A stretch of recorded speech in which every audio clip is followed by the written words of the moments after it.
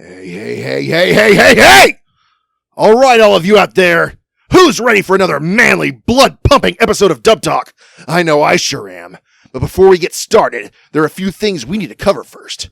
Starting it off, the Dub Talk podcast contains foul language, and exposing the little tykes to that is way uncool.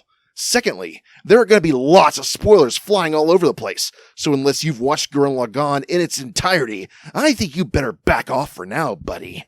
And finally, lots of people have lots of different opinions, and judging the entire Dub Talk podcast for the thoughts of just a few is totally not manly.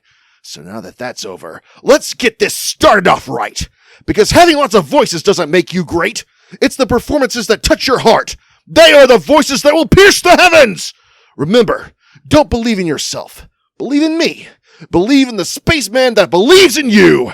After all, just who the hell do you think I am?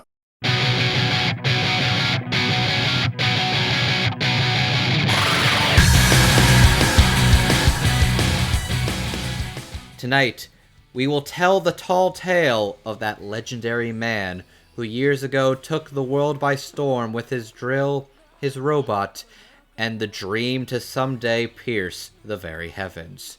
To you, dear listener, I have but one question to ask you. Just who in the hell do you think we are? We're Team Dub Talk. We believe in the dubs that believe in you. And today, I'm very pleased to say that we're here to talk about a real special one tonight. That's right, we're here to talk about Gurren Lagann. Joining me tonight are my fellow members of Team Dub Talk. Our sniper, Zenith. I'm a sniper? I thought it was a tank. You're a sniper because you make the bikini brawl work. Okay. Fine. It is fine. Alright. Our manly missile barraged man, Spaceman Hardy. Sorry, I was trying to...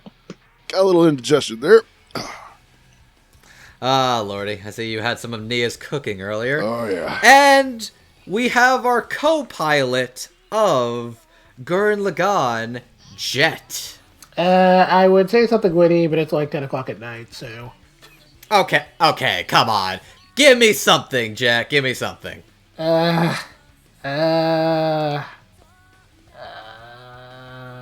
don't know why nothing's coming to mind right now. I'm sorry. Come on. Manly spirit, drills, camaraderie. Yes. Literally just believe in the me who believes in you, who believes in something, I guess. Drills That's appear more out like of it. nowhere. Don't you understand? You have to combine. Manly combining. Can't you brotherly combining. Get this Combine through with your- me, Jet. get this through Jet, your head, this you is a naked tag ape? team.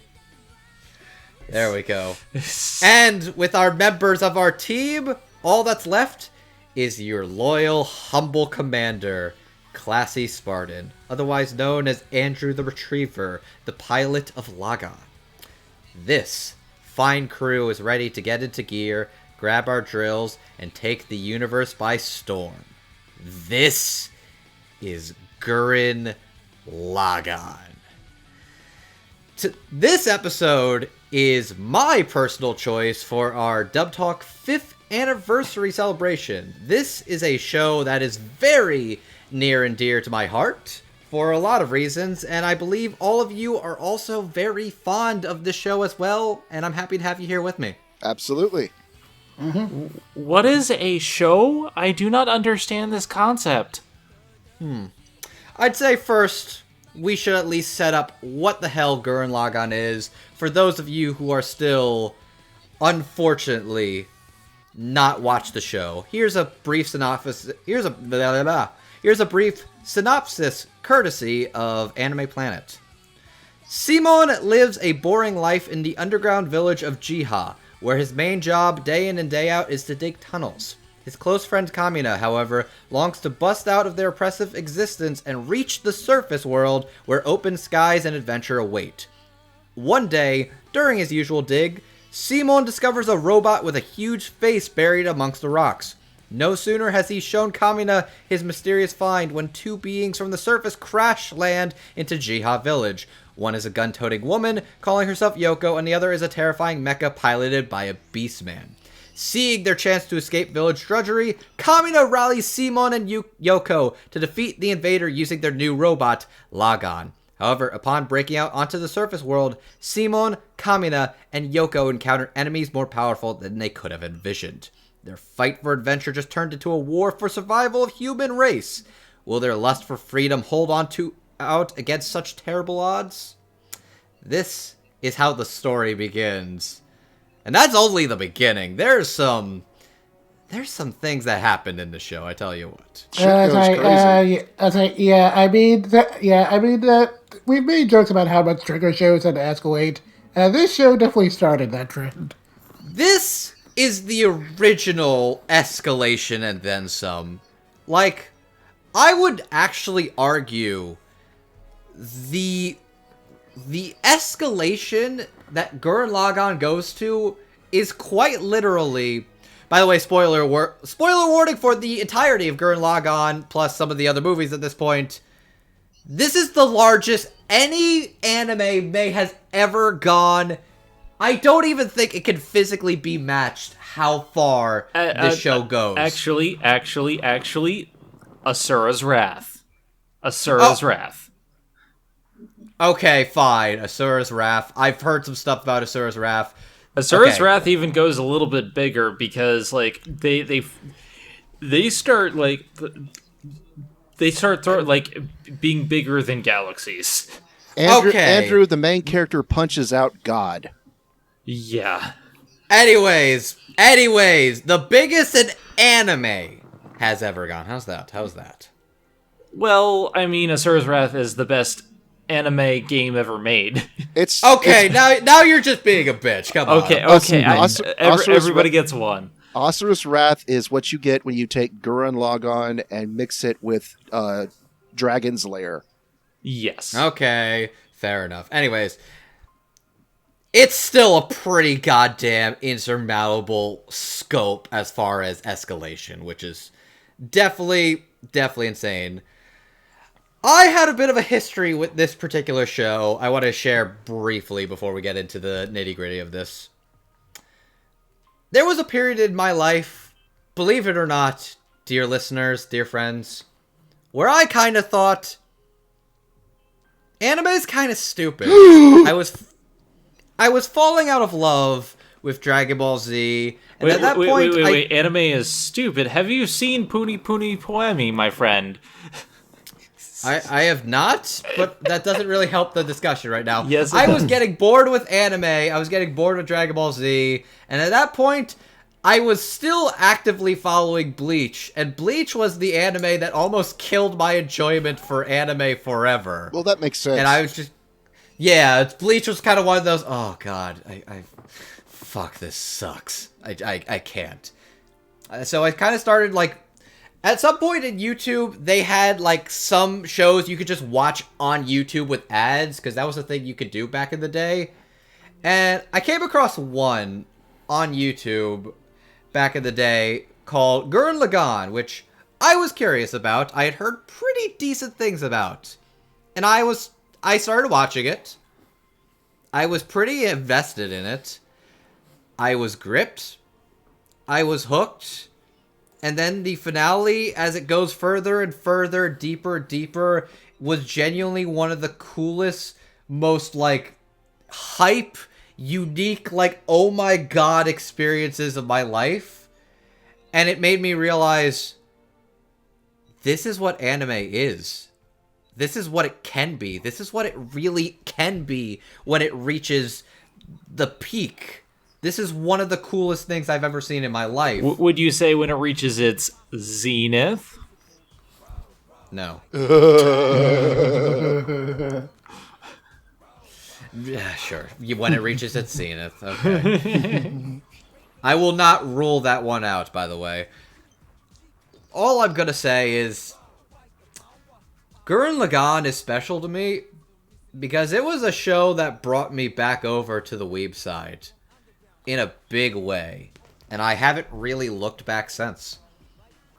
It's also a dub that I remember enjoying a lot, but was always curious to try and revisit, because back then, Andrew didn't really know voice actors except for the really obvious ones that I knew about. There were some people I did not know about, and doing this project, it was really fun researching who did what when it came to this show. As for who did what, let's first dive into Behind the Mic with our ADR director and scriptwriters for this series. So, the people behind the English dub of this show are none other than Tony Oliver, as well as Alex Von David and Barden Bishop. Tony Oliver is the ADR director and scriptwriter, and Alex Von David and Barden Bishop were the writers for this dub. Tony Oliver has directed such anime as Fate Zero, Magi, The Labyrinth of Magic, Eureka 7, JoJo Stardust Crusaders, and Hunter x Hunter 2011. He's also written Fate Zero and Eureka 7, as well as Please Teacher, Tweeny Witches, and K-On! Alex Von David has written such things as SAO, Madoka Magica, Blue Exorcist, Lucky Star, and The Melancholy of Haruhi Suzumiya. He also directed several of those. And Barden Bishop has written for such dubs as Destiny of the Shrine Maiden, Mars Daybreak, Ojamajo Doremi, Shaman King, and several other Yu-Gi-Oh! 4Kids dubs, but I particularly wrote down Yu-Gi-Oh! 5Ds. That's quite a lineup there, Andrew. It's quite a lineup, and that's why I see you picked the most appropriate Yu-Gi-Oh! Series to connect to this. Okay, I'm glad you caught on to that one. Thank you very much. Robot fights on motorcycles. So, starting off with our discussion of Hiroyuki Imaishi, Gainax, and Bang Zoom's Gurren Lagann English dub. Zenith, would you care to start us off? What did you think of the direction and writing? Before we begin, I want to say that Gurren Lagann is a life-changing anime to me. It was the first anime I ever reviewed back in back when Zenith D1 was taking over. Yes, that is a thing. But it was the first anime that I watched and emotionally invested in to the point where it made me cry several different times, and just the sheer scope and the scale and everything about it was just simply wonderful. Now, I initially watched this in sub, and I love the sub, but recently I've been watching it in the dub when I went to redo my Zenith D1's review of Gurren Lagann, and I love this dub. And here's the thing.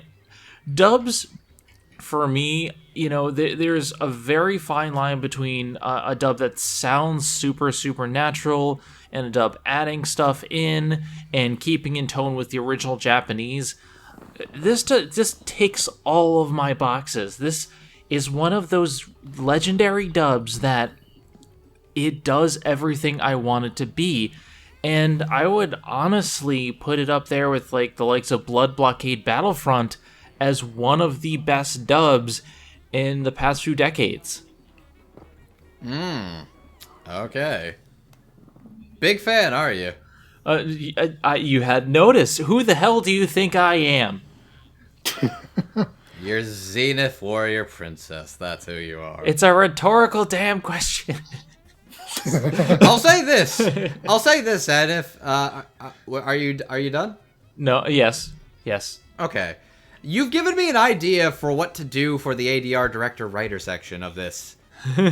Hardy! Yes. Before you go into your thoughts about the directing and the writing of this dub, I'd like to ask, what is your personal history with Gurren Lagann? I'm very glad you asked that, Andrew.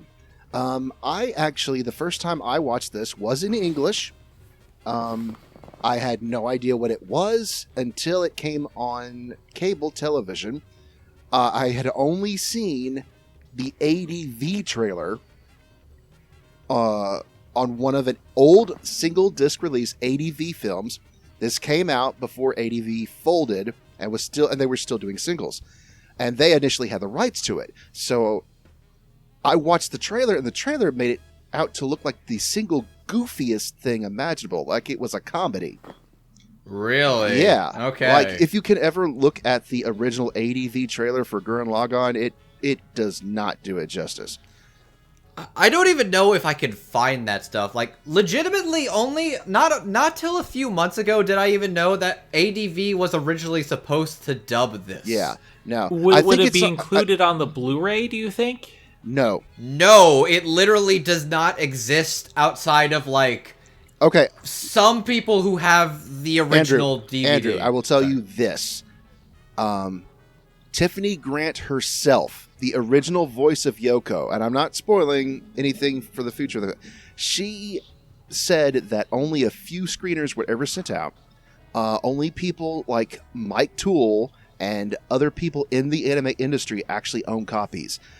They had a first print run of, I think, the first 4 or 5 episodes, and then those DVDs were either locked up in storage for all time or they were destroyed. There are only a handful of people who actually have seen the first 4 or 5 episodes of the ADV dub. But that's regardless. That's a story for another day. It's a story in itself, but what's your story? Welcome to the holy grail of Gurren Lagann.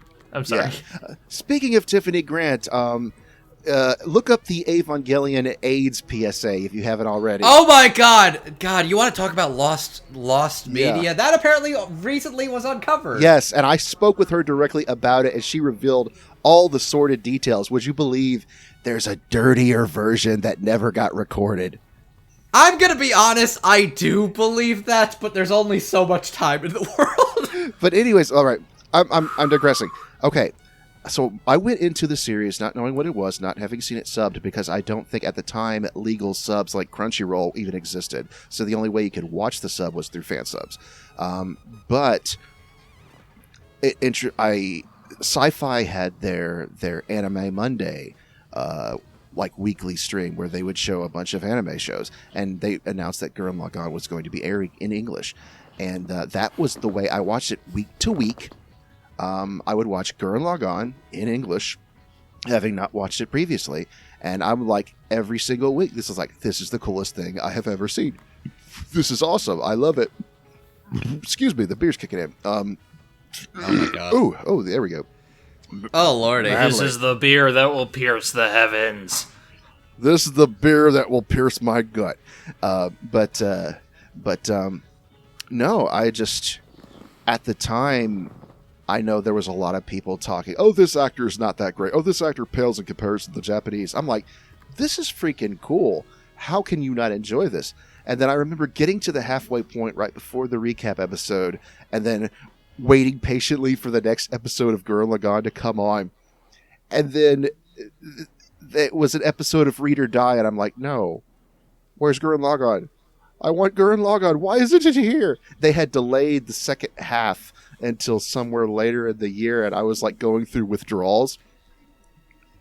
I need the rest! I need it! But yeah, that was the way I first watched Gurren Lagann all the way through, was on cable television back when we still had cable TV in our house. And yeah, I just, every single night, every single week, I would just go up there and just watch it and be like completely spellbound. And by the time that it ended on episode 27, I'm like, I need a cigarette. And I don't even smoke. It was that cool. It was that cool. You just, smoking an invisible cigarette. Was it good for you too? Yeah. The cigarette was the drill all along. Yeah. Yeah. The chicken and the egg were sitting in the bed together. The egg was smoking his cigarette and said, now that question is answered, what else do you want to know? But anyways. But yeah. Okay. Long diatribe aside.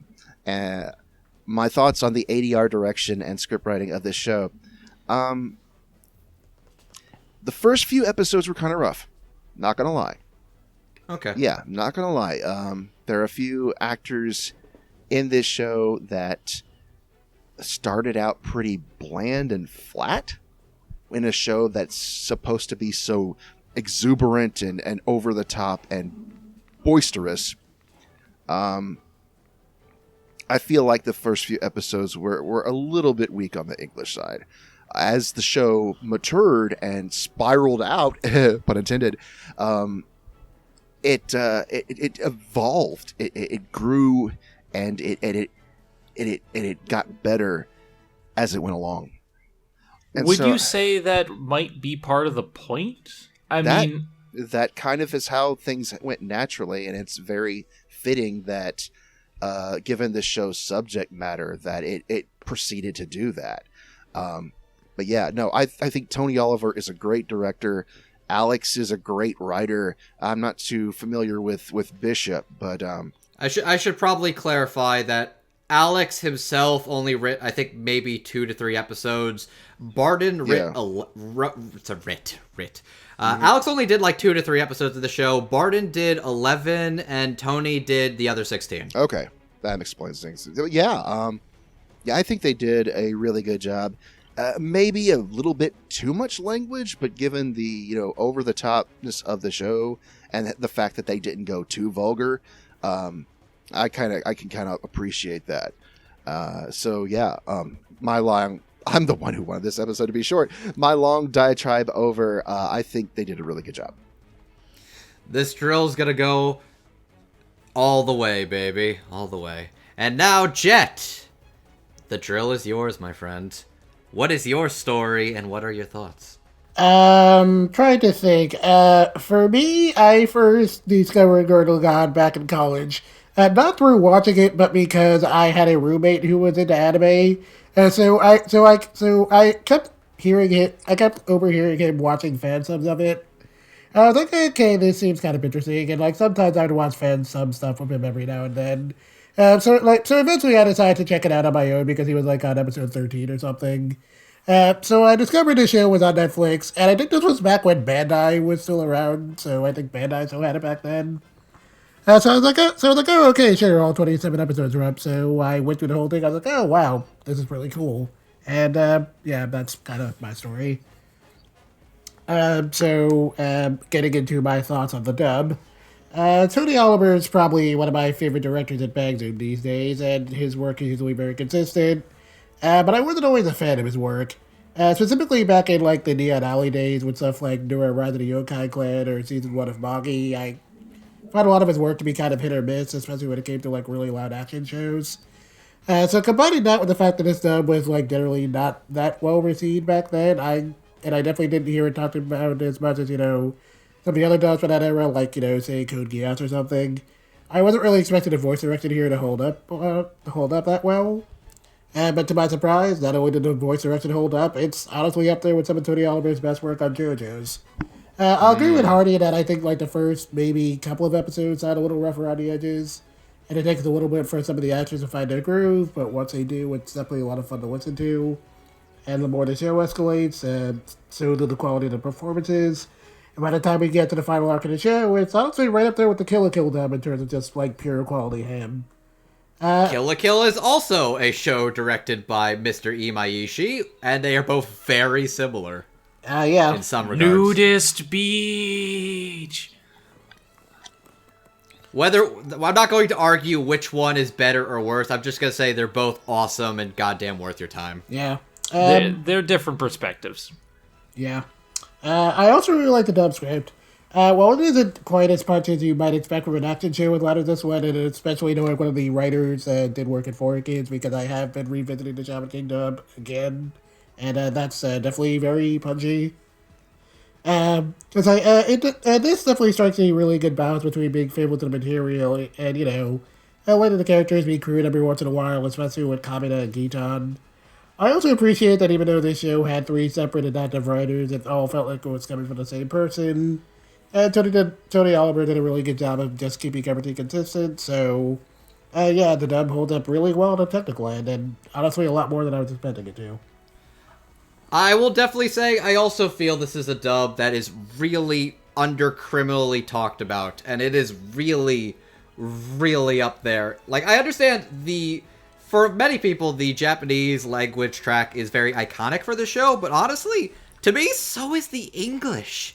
It's so very, very iconic and quotable. And there are so many of these actors where it's very much like, I consider these actors to be this character. It's like, I look into the ADV stuff, it's like, I'd be curious to see this person's take on Simon or Kamina or Rossiu. But honestly, these are so iconic, these characters and these performances. I will agree, it is a little kind of rough around the edges at the start, but I'd argue it's very diamond in the rough going forward, and it chips away and becomes something really beautiful and memorable. There's literally so many cool speeches at the end, I couldn't keep track. At the end, like, everybody is giving 110%. It's so cool. Everybody's giving their all. Their fucking goddamn manly fighting spirit, and then some. It's so cool. It's so funny. It's so natural. I also appreciate there's a lot of people I don't get to talk about that much on Dub Talk that we're going to get to talk about tonight. And that's really cool. I think Tony does a wonderful job with this dub, and the script all, like, I didn't know this was 3 writers until I did a research, but it all flows naturally. Like, there's a little bit of spice punchy dialogue, but it feels faithful to the source material, but also adapts in the best ways when it needs to. And I think it's fantastic. And absolutely, Tony did great. They did great. And with that, it's time to get to our first batch of characters. This batch is going to be our first major antagonists for this show. That would be the 4 Beastmen generals of Lord Janome, the Spiral King. These are all very big adversaries in the show that kind of get done away with once we get into the second half, but they're pretty important throughout the show. That they would be Timulth, Adine, Sitomandra, and Guam. They are all different types of beast people. Timulth is an ape. Guam is an armadillo. Sitomandra is some sort of bird. And Adine is fucking hot. I mean, a scorpion. So Cricket. I was gonna be like, come on! I just said she was hot, and all of y'all were like, really? Nothing? I mean, I'm not disagreeing with you, but she's not my type. But let's face it, she's very much a type of sadomasochist type character. Also, that one end card of her the bikini was pretty cool. Well, you know, the bikini that looks like what's his name from Kill la Kill, despite this happening far years before Kill la Kill. Senketsu. It does. Okay, actually, oh fuck. Now that I think about it, her mech does kind of look like Senketsu. It's got like the titty eyes and the mouth is the oh my god. Yeah. One thing you'll know about Imaishi as a director, he loves his callbacks. Imaishi has only one brand, but he does that brand extremely well. He has one brand, and that brand is fucking my brand too, and I love it. Now, talking about who actually plays these characters. Timulth is Paul St. Peter. Adine the Elegant is Megan Hollinshead. Sitomandra is Steve Saley. And Guam is Doug Stone. Let me take a drink. Hang on. Need to quench that thirst for a second. Paul St. Peter has played such characters as the Nine-Tailed Fox from Naruto, Yami Rialgo from Bleach, Wamu from JoJo's Bizarre Adventure, Captain Battleship from Bobobo, and Leomon from Digimon. Megan Hollinshead has played such characters as Rangiku Matsumoto from Bleach, Shizune from Naruto, Caster from Fate Stay Night UBW, Valletta Nu from Code Geass, and My Fucking Valentine from Yu-Gi-Oh! Steve Saley has played characters such as Toshiro Hitugaya from Bleach, Neji Hyuga from Naruto, Katai Tayama from Bungo Stray Dogs, Hamori Akiyama from K-Project, and Hoka Inumata from Kill la Kill. He's the guy with... I'm so surprised you didn't mention your favorite character from Iron-Blooded Orphans. Oh god, you're right, McGillis Fareed. Fuck him.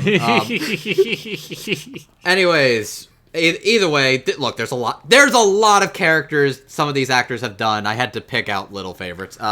Doug Stone has played characters like Akio Kawazu from Paranoia Agent, Stoner from Eureka 7, Jim Barral from Mobile Suit Gundam The Origin, Dr. Kusuno from One Punch Man, and Mitsuzo Sorori, aka Satsuki's butler from Kill la Kill. Yeah, I got all the 4 generals. Zenith, tell us your thoughts. Well, I'm familiar with a lot of these people from Bleach, because I grew up with Bleach, and as we go on, you'll see more voice actors from Bleach. You'll see a good amount of them, yeah. A good amount of Bleach voice actors. And the thing is, I love the Bleach dub. And I think they're just as solid in this. Definitely different vocal direction. And definitely a different, because this is less somber, because Bleach was more somber. But I still think the quality is there. So, I mean, the generals don't do as much. In my rewatch, I'm like, they tend to be there for an episode or 2 and then go. But they're great personalities, and I think these voice actors really bring them through. Alrighty. Hardy. Yeah. Let me just say that Doug Stone makes Guam sound like someone who would sell someone into sex slavery. He is Guam's design is what the Faku community would call the ugly bastard. No, Guam is the guy who sells the girls to the ugly bastard. Timilf is the one who buys them.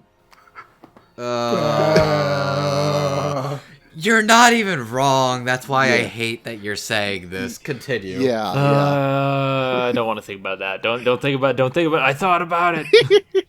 The dojins exist. But yeah, no. I think all of these people...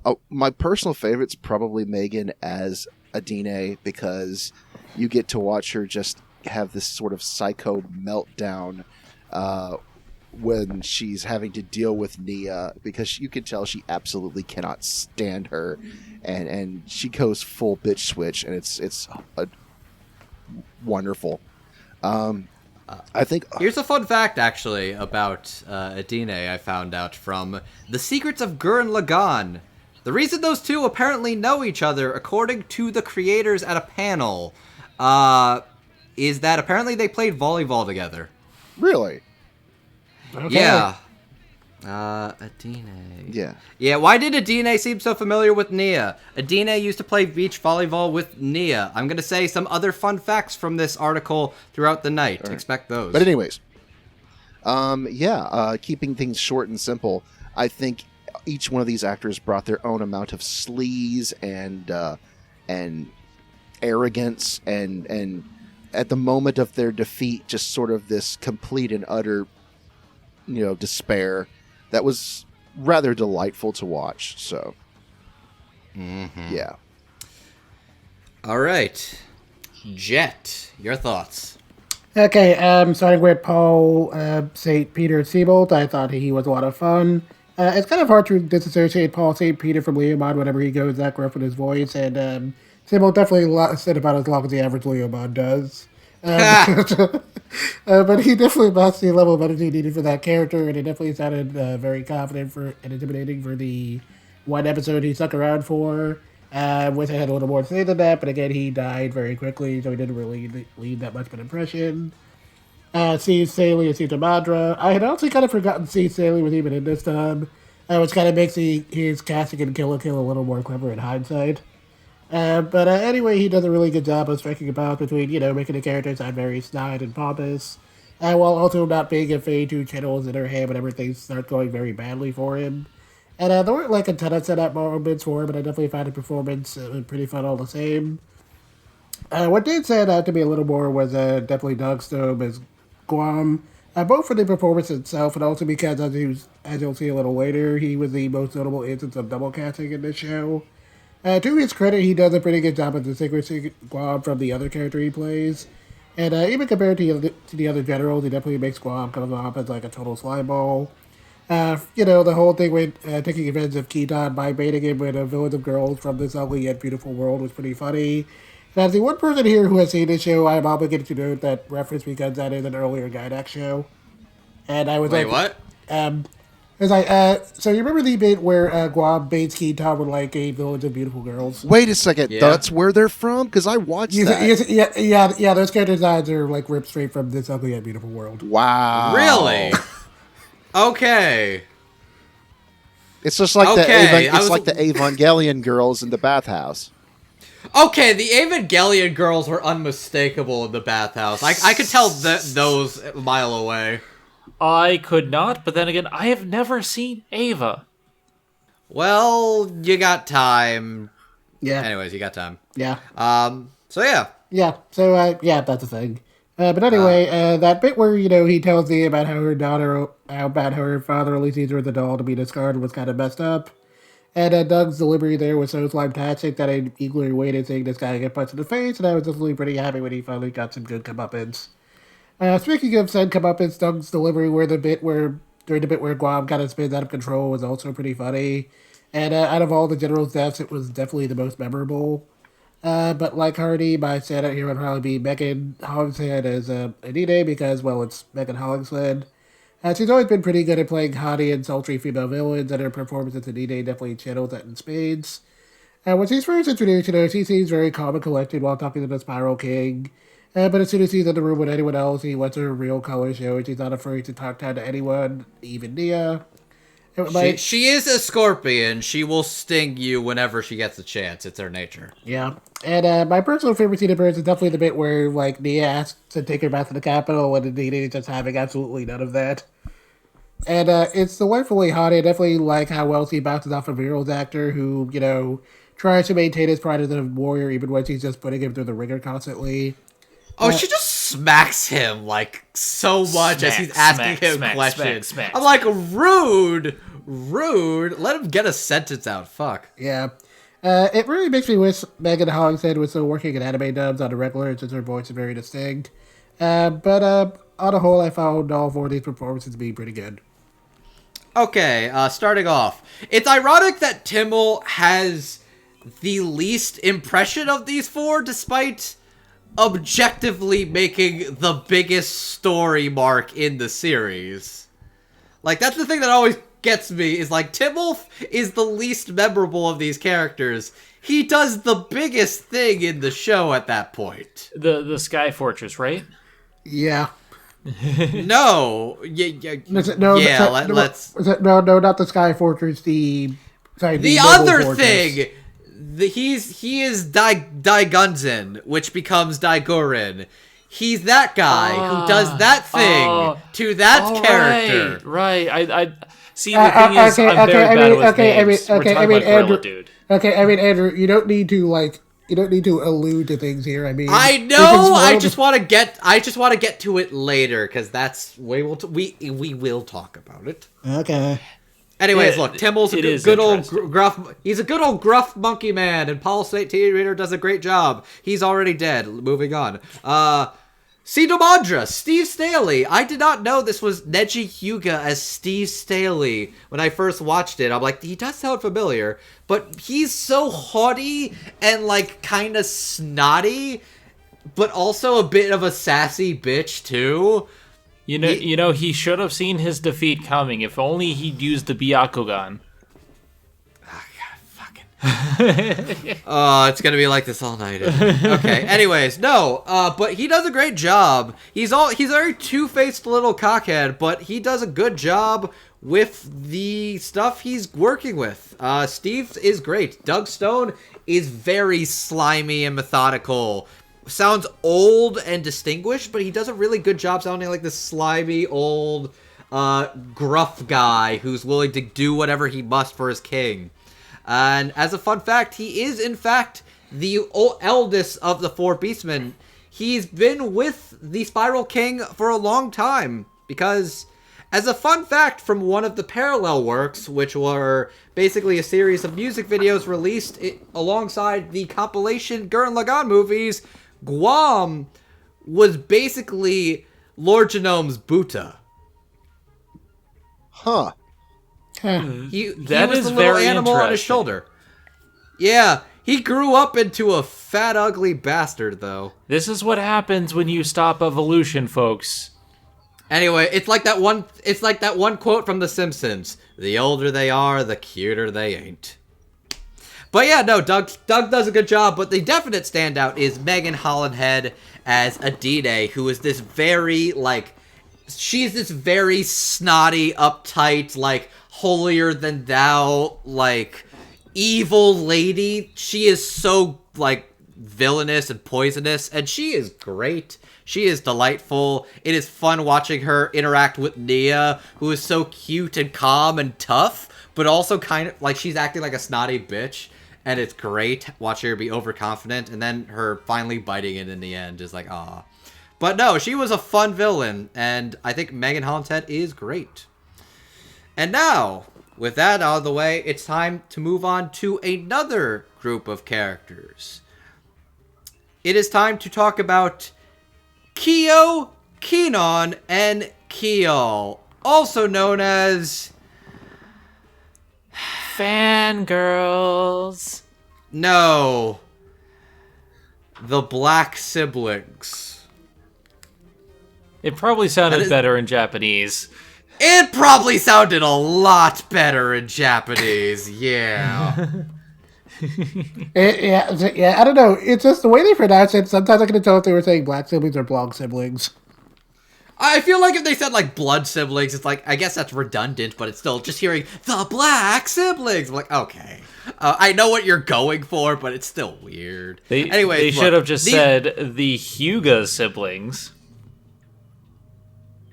You're trying too hard, girl. You're trying too hard, and that joke did not land. We'll get to it when we get to it. We'll get to it when we get to it. Anyways, these three are the... 3 sisters to 1 Kiton Bachka. Kyo is the eldest of the 3. She is the blonde one with the tiggle bitties. Kinon is the middle sibling of the 3. She is the cute, shy one with the glasses. And Kiol is the spunky, youngest Genki gal with the little tooth fang thing going for her. As for who plays these characters, Kyo is played by Karen Strassman. Kinon is played by Stephanie Sheh. And Kiol is played by Gina Bose, aka GK Bose. Karen Strassman has played such characters as Soifon from Bleach, Nina Fortner from Monster, Delphine from Last Exile, Miyuki Takura from Lucky Star, and Colin Stadfield from Code Geass. Stephanie Sheh has played such characters as Orihime Inoue from Bleach, Hinata Hyuga from Naruto, Usagi in the new Sailor Moon dub, Nui Harime from Kill la Kill, and Ereka from Ereka 7. Gina has played such characters as Mairu Orihara from Durarara, Charlotte from Berserk The Golden Age, Colette from Berserk 2016, and both Gori and Tsunoda from Agretsuko. Zenith, start us off with these 3. Well, let me just say, for the moment they open their mouths, I instantly recognize the voice actors, because Hinata's voice actor, or Orihime's voice actor, basically, you can tell her voice from a mile away. But I think Stephanie Sheh is pretty distinguishable, yeah. Yeah. And what was the other one? Rangiku, you said, from Bleach? She was recognizable. Karen Strassman. Rangiku was Megan Holly's head. That's what I'm saying, as the other sister. No, she was...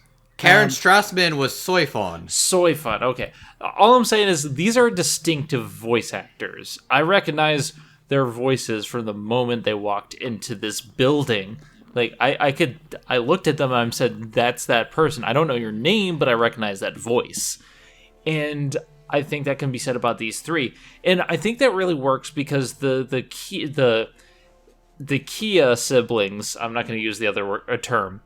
The Bachka, just call them Bachkas. The Kia siblings, I think, they're very much in the background. They do get a chance to pilot, robots, some Gurren here and there. They do get to pilot, and they do get to do stuff, but they're very much background characters. And having well recognizable voices for this, I think, worked. So, positive thoughts all around. That's what I said.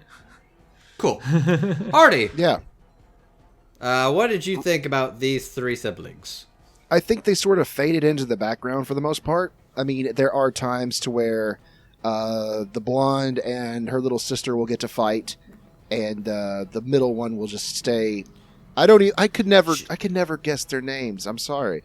Okay, look, just call them. Look, we've confirmed who their actresses are. You could say who they are, like their actresses are. Right. I mean, the older sister and the youngest sister sort of faded to the background, and the main thing that Karen's character does in the second half is have a baby, and a baby that pretty much sets off the apocalypse. But whatever. I think the only one that really had anything of notice was Stephanie's character, because she changes so dramatically between the first and second halves, and she actually has like a relevance to the plot. She's got a pretty interesting arc too, actually. Yeah. Right, where she basically becomes Rossiu's assistant and potential love interest, and actually is able to stand up to Simone even at certain times. Yeah. Right. So, the Karen and GK, they sort of fade to the background, but I think of the three, the strongest performance was definitely Stephanie. She also has, like, the most to work off of, too. Right. Mm-hmm. All right, Jet. Okay, so I'll start with Gina Booz as Kiel, since he kind of had the least to do with these three, but I thought her performance was still pretty fun. She definitely made the character come off as a lot spunkier than the other two, which I thought was a nice touch, and doing a little bit to make them distinct, since their names are so similar, I often got them confused. And I especially enjoyed her during the time skip where Kiel just kind of finds herself caught in the middle, trying to look out for Kiton and, also wanting to help everyone in Team Daigaran. I mean, in hindsight, it's kind of stupid that she didn't get to come aboard for the final battle in space while Dayaka did, but either way, Gina did the character pretty well for what little material she had. Kyo, on the other hand, was slightly more memorable. I mean, it's not Karen Sauceman's first time playing a saucy blonde. I definitely enjoyed her. And her sultry tone of voice was definitely, again, very helpful in helping me figure out which one was which with these three. Well, that and the actual character design, since, that's definitely a distinctive character design. He's trying to say that she's hot. Okay, yeah, she's hot. I was gonna say, Jet, don't fight it. I'm can just say saying she's pretty she hot. has huge tracts of land. Yeah, she definitely has very huge tracts of land. Dayaka planted his seed pretty good on that tract of land. I was definitely, speaking of which, I was kind of surprised he ended up marrying Dayaka of all people during the time skip, but I thought their whole family dynamic was kind of cute regardless. Okay, look, because it's gonna come up at some point. The pairings that Gurren Lagann creates literally out of nowhere during the 7-year time skip is one of the funniest things about the time skip. Because it's like, Dayaka and Kyo literally never talk to each other.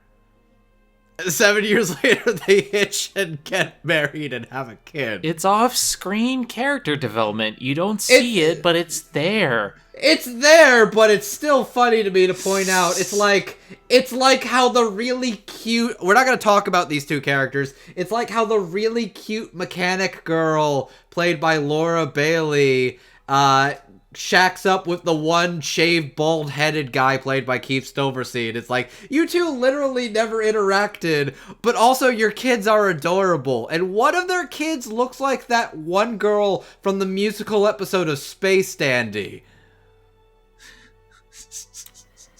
Yeah. I'm sorry, I derailed that massively. Please continue. No, it's okay.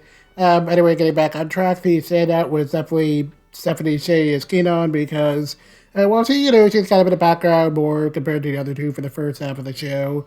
She definitely has a lot more to do during the time skip. During the early parts of the show, she comes off as very soft-spoken and shy, which is, an archetype that's very much in Stephanie Shea's wheelhouse. And she does a very good job of making the character sound very unassuming. But in the time skip, she sounds a lot more mature and self-assured.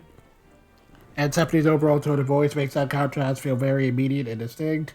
At first, it's kind of off-putting seeing such a previous sweet character being on board with Rasu's brand of salvation. But the more we see of her, the more it's clear her heart is still in the right place, even if she's dedicated a lot of that heart to Rasu, among other things. And I definitely felt for her during the bit where she kind of rushes to stop Rasu from killing himself. And Sephine's delivery when, Kiton tells Rasu how much he needed him. And it helped me sympathize with Kiton, and also maybe a little bit more understanding of Rasu, despite how much of an extremist he had become by that point. But definitely, I liked all three of these performances. With two out of the three got a little more to do, but it is what it is. Alrighty, so I will definitely say Gina as Kial is adorable and spunky. I like her. She doesn't get too much to do, but her character is pretty cool. Kyo and Karen does a great job being that sort of sexy big sister type character. A little bit spunky, a little bit cool too, but definitely very sexy sounding as well. Definitely chills it a little more when she becomes a mom, and she becomes very maternal and loving to her family and her husband and brother and all that. So I think Kara does a good job. I just don't think she gets too much to do or too much to really stand out. But I think the scenes that she does get to have with her brother and her husband are pretty sweet and adorable, and I enjoyed that stuff. The standout, of course, of these three is Stephanie Sheh as Kinon, who goes from being the adorably shy engineer girl to being a pretty compelling, opposing force alongside Rasu for very legitimate... Here's what it is. It's extreme, but I feel the measures taken can also be I see how people could get to this level. It's just... I also kind of am impressed at how far she was willing to go for her man.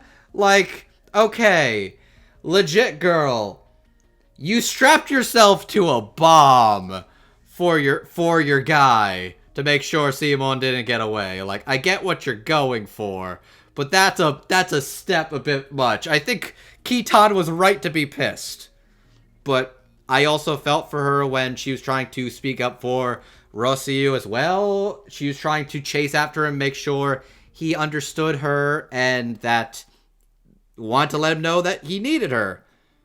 And that... I also thought it was a really cute scene, actually, when they're finally leaving together, and the whole am I too heavy thing, I thought was a very awkward thing when Rasu was like, yes, you are very heavy, but I think for right now, I'd like to know the weight of a single life. And I'm like, oh, that was actually kind of smooth, you dick. And she's like, yeah, you jerk. I'm like, okay, that was pretty good. But no, Stephanie goes from being the cute, meek girl to being a pretty compelling, foil for Simon. And also pretty sympathetic. She's sympathetic. I just wish I could have seen her maybe make up with Kiton, I think, before the story ended. But I think Stephanie Sheh does a great job making her very compelling and complex, and I really enjoyed the performance. And now that we have the siblings out of the way, it is time for us to go to Team Dai Gurren, where there's a lot of characters we could talk about, but here are the ones I am settling for discussing. Starting up, we are going to be talking about these members of Team Dai Gurren. We will be talking about Attenborough, or Artenborough, however you say it, Dayaka Littner, Buta, Gimme and Dari, and good old Liron.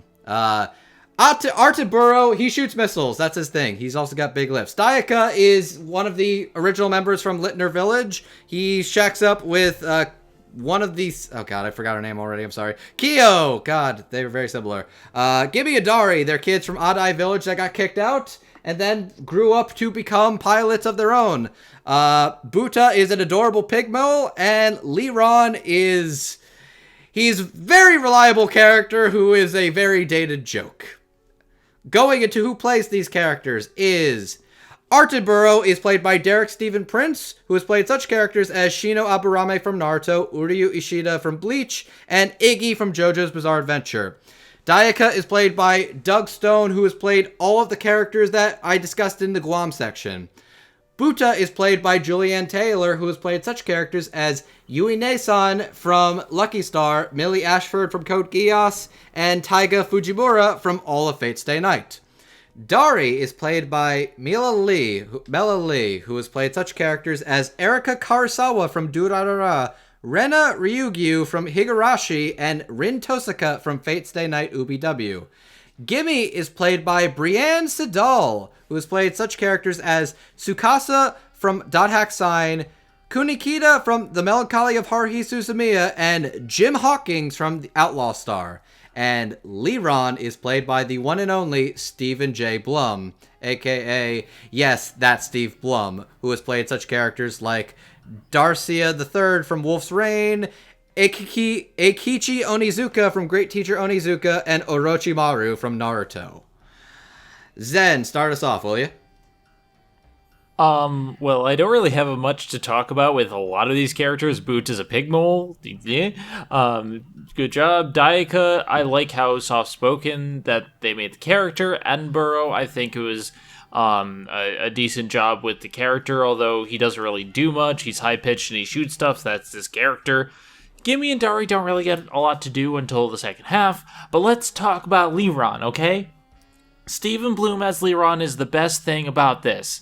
I will hear no other opinions on the subject. He is fan-fucking-tastic. I did not expect this performance, and I don't think he's an outdated joke. I don't think he's used as a joke. I think he's a fantastic gay character, and I love him. I agree he's a fantastic character, but there's a couple of... There's definitely a couple of panic jokes there. There's a couple of, like, gay panic joke things in there. Like, it was early on, it's not as bad later on, but they're still there, and it's a little... Either way. So is that... Those your thoughts? Yep. Alrighty, Hardy. Yeah, I have to agree a lot with what Zenith said. Buta has, like, 2 or 3 actual spoken lines near the end, but for the most part, he's just nothing but pigmole squeals, so you can't really judge acting by that kind of thing. Although it does take a lot of talent. Surprisingly a lot. It does take a lot of talent, and he's fucking adorable. Right. Dayaka is just sort of this background character who he's in the background since the beginning. So, but I mean, he's big lug who's heartfelt and nice and sweet, and he can get mean when he needs to, but he's just sort of this eternal background character. So there's not a whole lot to say about him. Dude spun a universal mecha because of how much he loves his wife. He deserves some props. That is true. That is very true.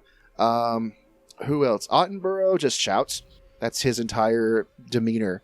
He pushes the button when he's not supposed to push the button, and sometimes it actually works. So, but, and Gibby and Dari, it's nice to see how they mature in the first half with the second half compared to the first half, because they start out as little kids and then they grow into teenagers, and it's nice to watch their sort of evolution. But even then, they still really don't do all that much. Liron, on the other hand, Liron is what I would argue as one of the 4 main characters. Really? Because, generally, he's a super important character. He's the reason why their technology is as advanced as it is, and I think that he plays probably the biggest role in actually defeating the anti-spiral nemesis with his inventions and his brains. The fact that he's just this stereotypically effeminate character who's just this kind of who creeps on all the male characters.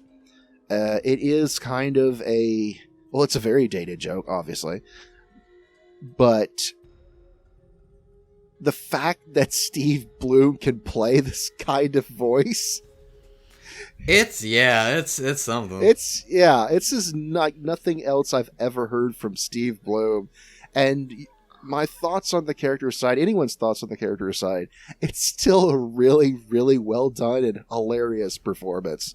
So, yeah, Leron's actually one of the most important characters in the entire show, and that's what I'm saying. Okay. Jet. Okay, I will also be really quick. Gimme and Dari, they're cute kids for the first half of the show, I guess. They have a little more to do with the time skip, and it is kind of interesting seeing how Mila and Brienne kind of age the characters a little bit, but they sort of have too much to do aside from some conflict with Simone. Derek's Evan Prince is at Moro. He shouts a lot and pushes the button when he's not supposed to, like Hardy was saying. But it definitely does a very good job of that. I thought he gave a pretty hilarious performance there. Doug Stone, Zayaka, I like Dayaka. Dayaka is he's a pretty good dude. Like Hardy was saying, he's kind of in the background a lot, but he's definitely there pretty consistently, and he's just a good guy who, just kind of helps to keep the team together in the shadows, I guess. And he definitely does get a really good moment towards the end when, again, he's, like, chatting about how much he loves his wife while he's in a big battle with the universe. I thought that was pretty funny. Yeah, definitely the big standout here is Steve Bloom as Leron. Again, it is kind of a very outdated joke, but yes, but I thought the character was handled seriously enough outside of that it mostly worked. And eventually they toned that down a little bit towards the second half. But either way, it was definitely very interesting seeing C. Bloom play this kind of character. It is definitely very unique from a lot of his other roles. And I definitely liked how much he was able to make Leron sound effeminate. I thought it was definitely very distinct. Wish the character was treated slightly better, but again, it is what it is, and I thought that C did a very good job regardless. And Leron definitely is a little bit more important than that isn't necessarily let on, because he does definitely does create a lot of the things that help to save the end, and I thought that was pretty cool. I realized I almost forgot to talk about Julia and Taylor's Buta, but Buta only has like 3 lines. I thought she did those 3 lines really well, but I don't really remember too much outside of that.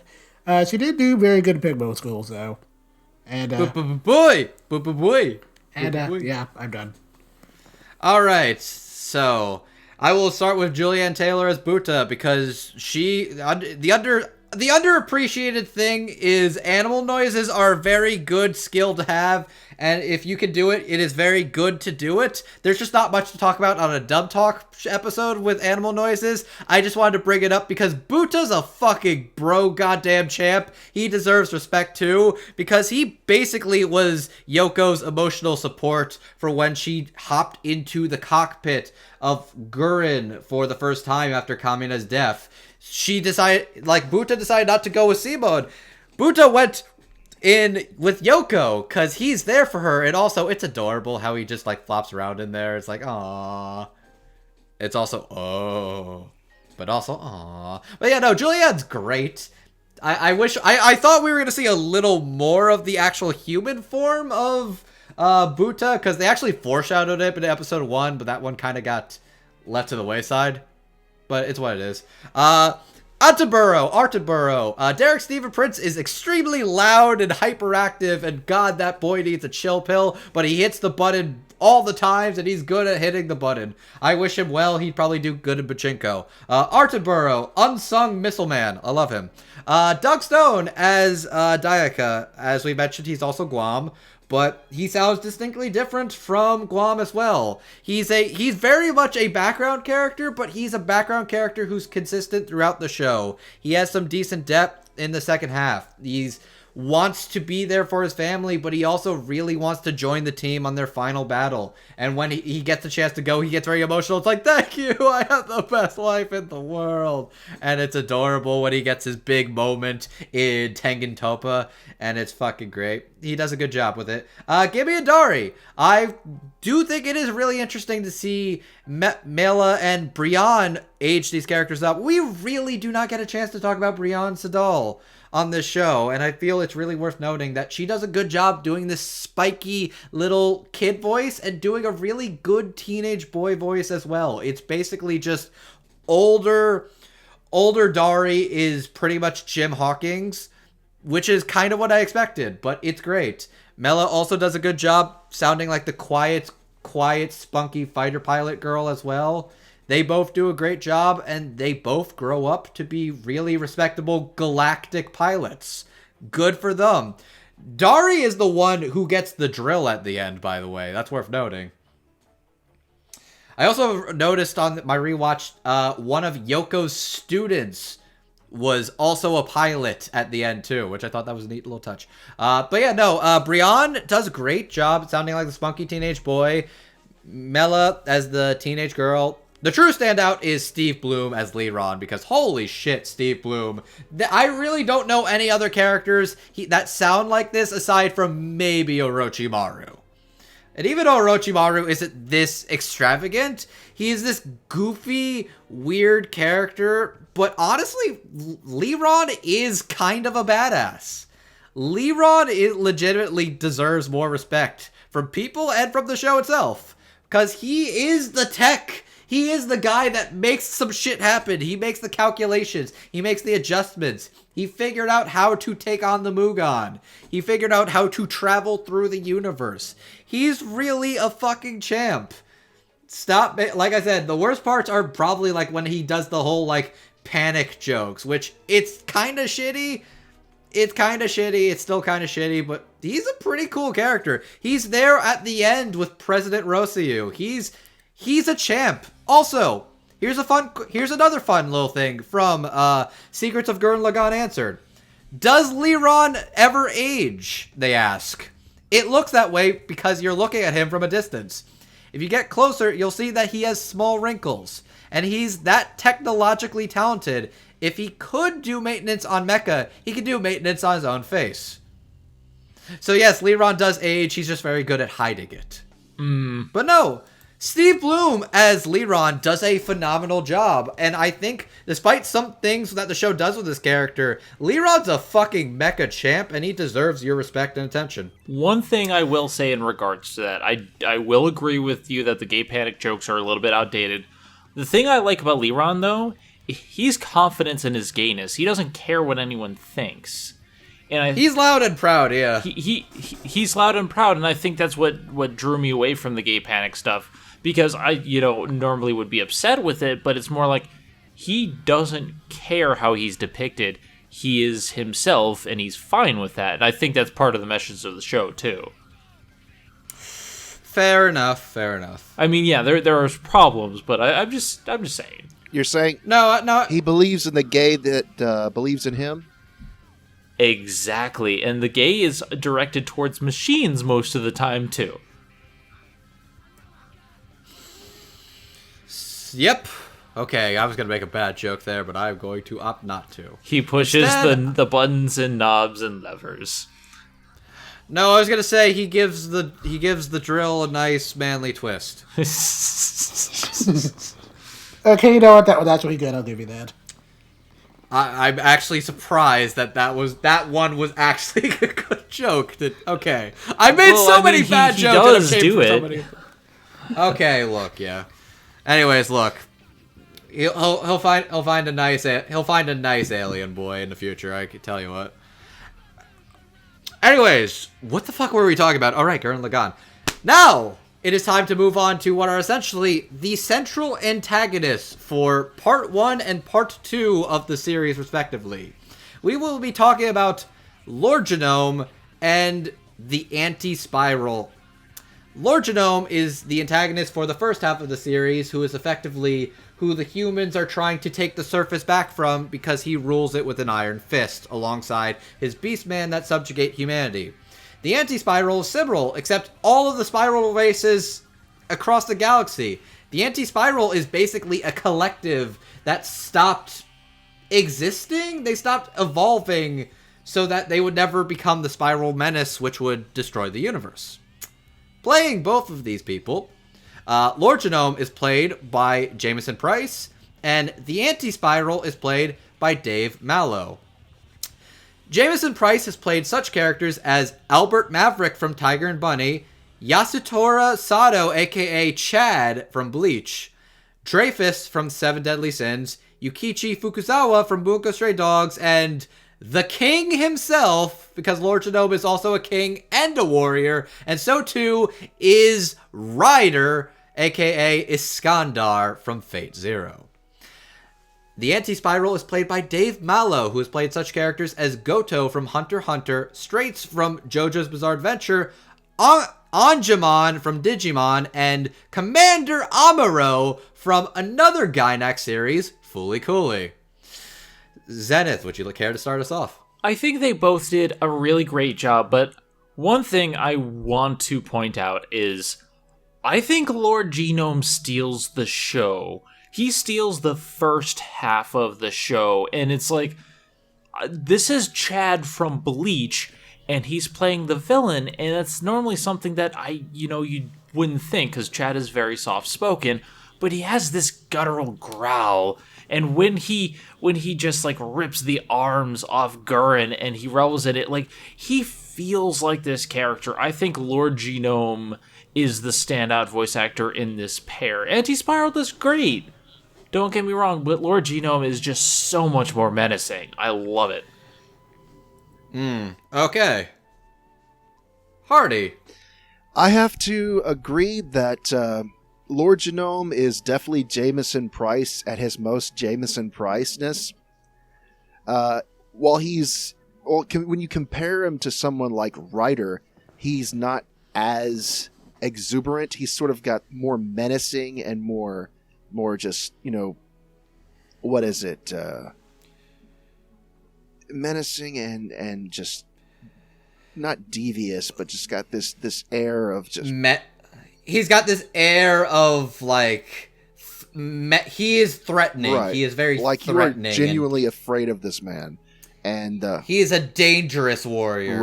Right. And so when he actually starts to fight, and he's actually beating Lagaan with his bare fists, Simone is... Yeah, that was nuts. Yeah. And it's just like watching the anime equivalent of a supervillain like Lex Luthor just going to town, or Darkseid, basically. And oh shit, yeah, it is kind of Darkseid. Yeah. Right. And so yeah, he is a lot of fun to listen to. As far as Dave Mallow as the anti-spiral, I've always thought that Dave Mallow has this kind of almost robotic voice to him.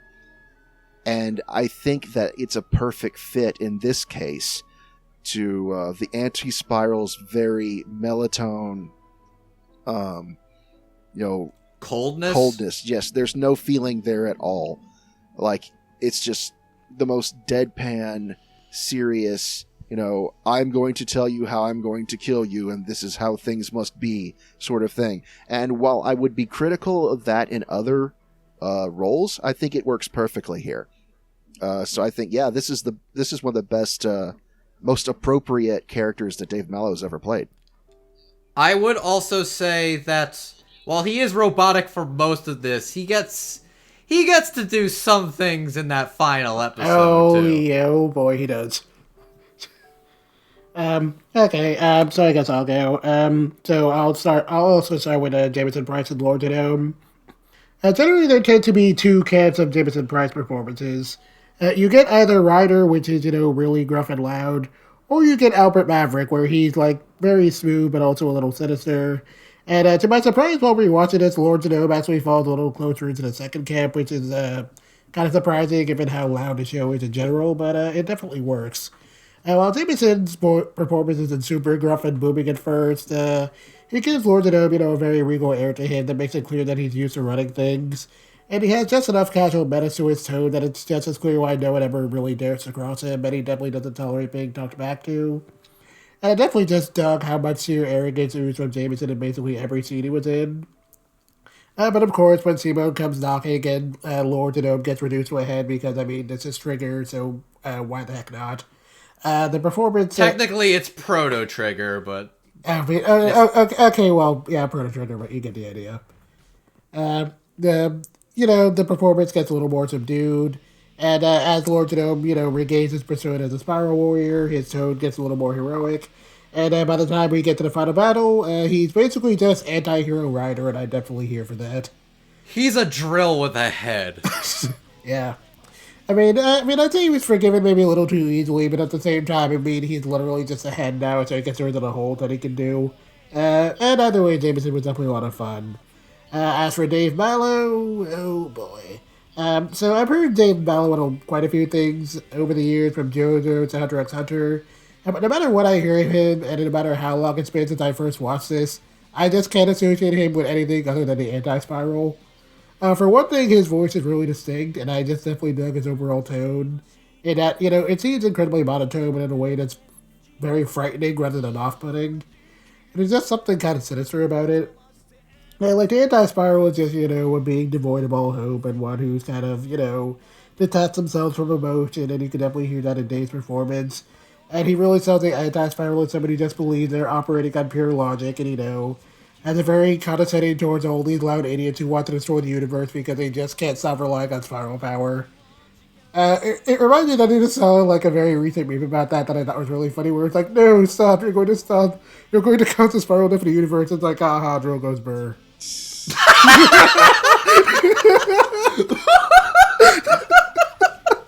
Oh fuck, that is the show!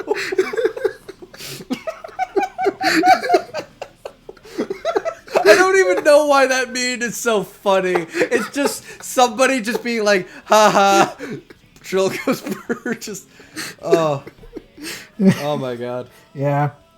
Oh, that's fucking perfect, holy shit.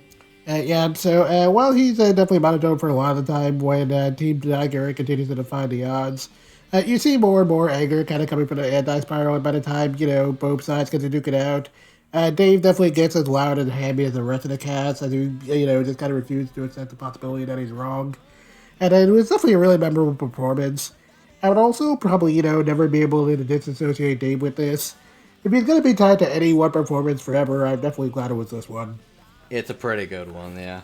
So, I'll start with the anti-spiral on this one. I think Dave Mallow has this good, cold, calculating tone of voice, because he is a collective that is subjugating all these people. He sounds like a being that is greater and holier than any other being out there.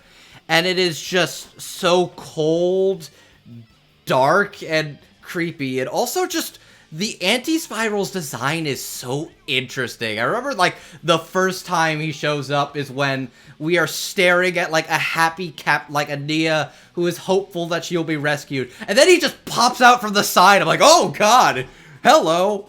It's just this very, like, creepy, disembodied creature that doesn't even seem like he is of this medium of animation. It's really interesting.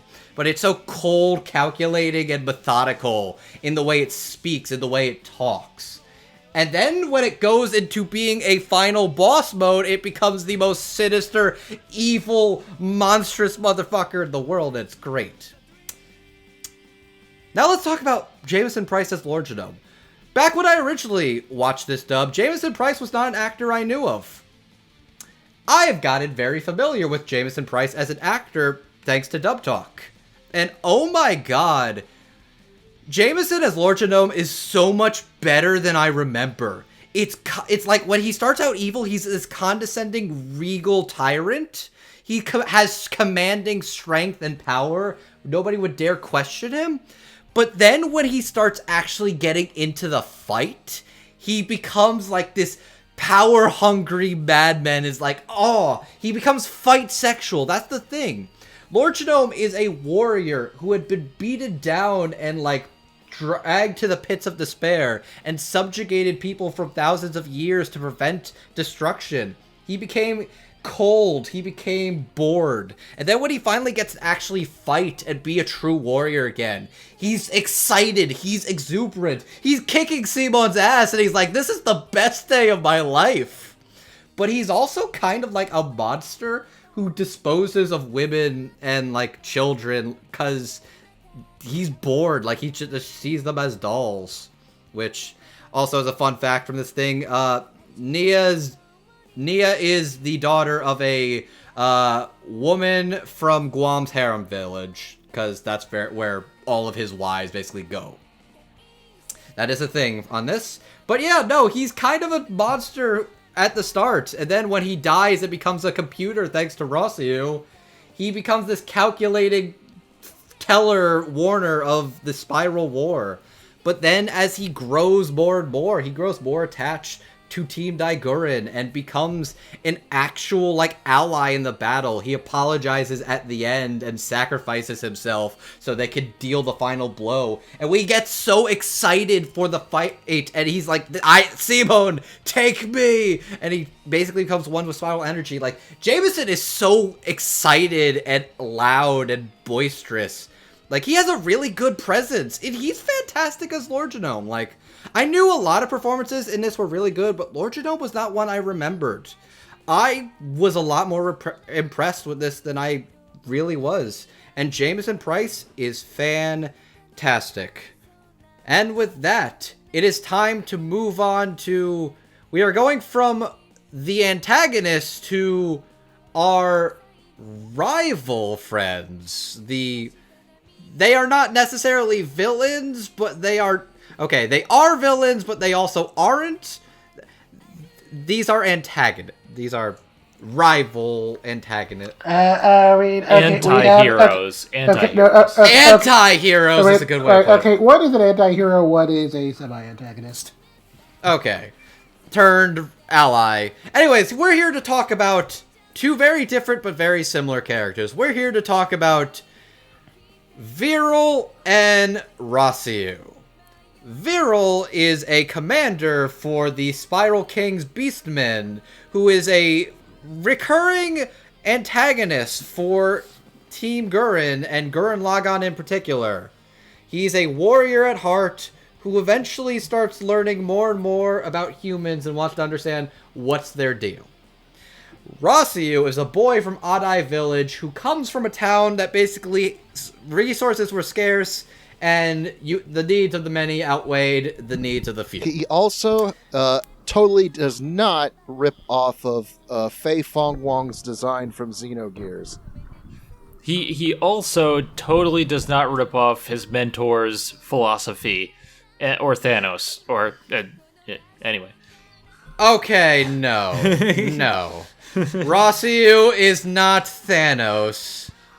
But Rossiu is a oh my god, I'm actually looking at the picture Hardy posted. Fuck. He is pretty much the Xenogears protagonist. Which is funny because Xenogears is basically a flagrant ripoff in the second half of Neon Genesis Evangelion.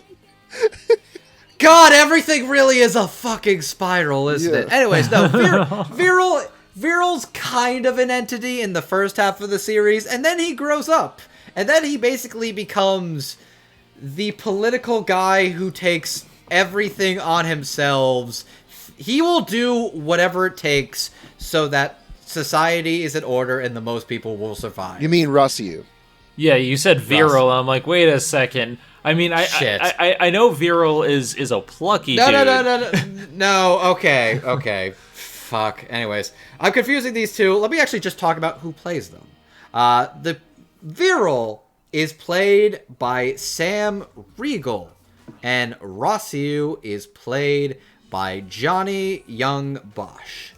Sam Riegel has played such characters as Minoru Shiraishi from Lucky Star, Little Slugger from Paranoia Agent, Metal Bat from One Punch Man, Teddy from Persona 4 the Animation, and Mephistopheles from Blue Exorcist. He loves him some aluminum baseball bats, apparently. They have to be aluminum. They have to.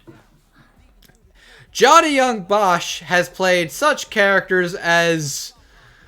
Look, you probably know who Yong Bosch is. Let me just give you a couple of highlights. He's played such characters as Ichigo Kurosaki from Bleach, Lelouch Lamperouge from Code Geass, Vash the Stampede from Trigun, Jonathan Joestar from JoJo's Bizarre Adventures, and yes, because this is the same director, he's Leo Fotia from Promare. And let us not forget his most important role, Chomp Chomp Bacon in Pop Team Epic.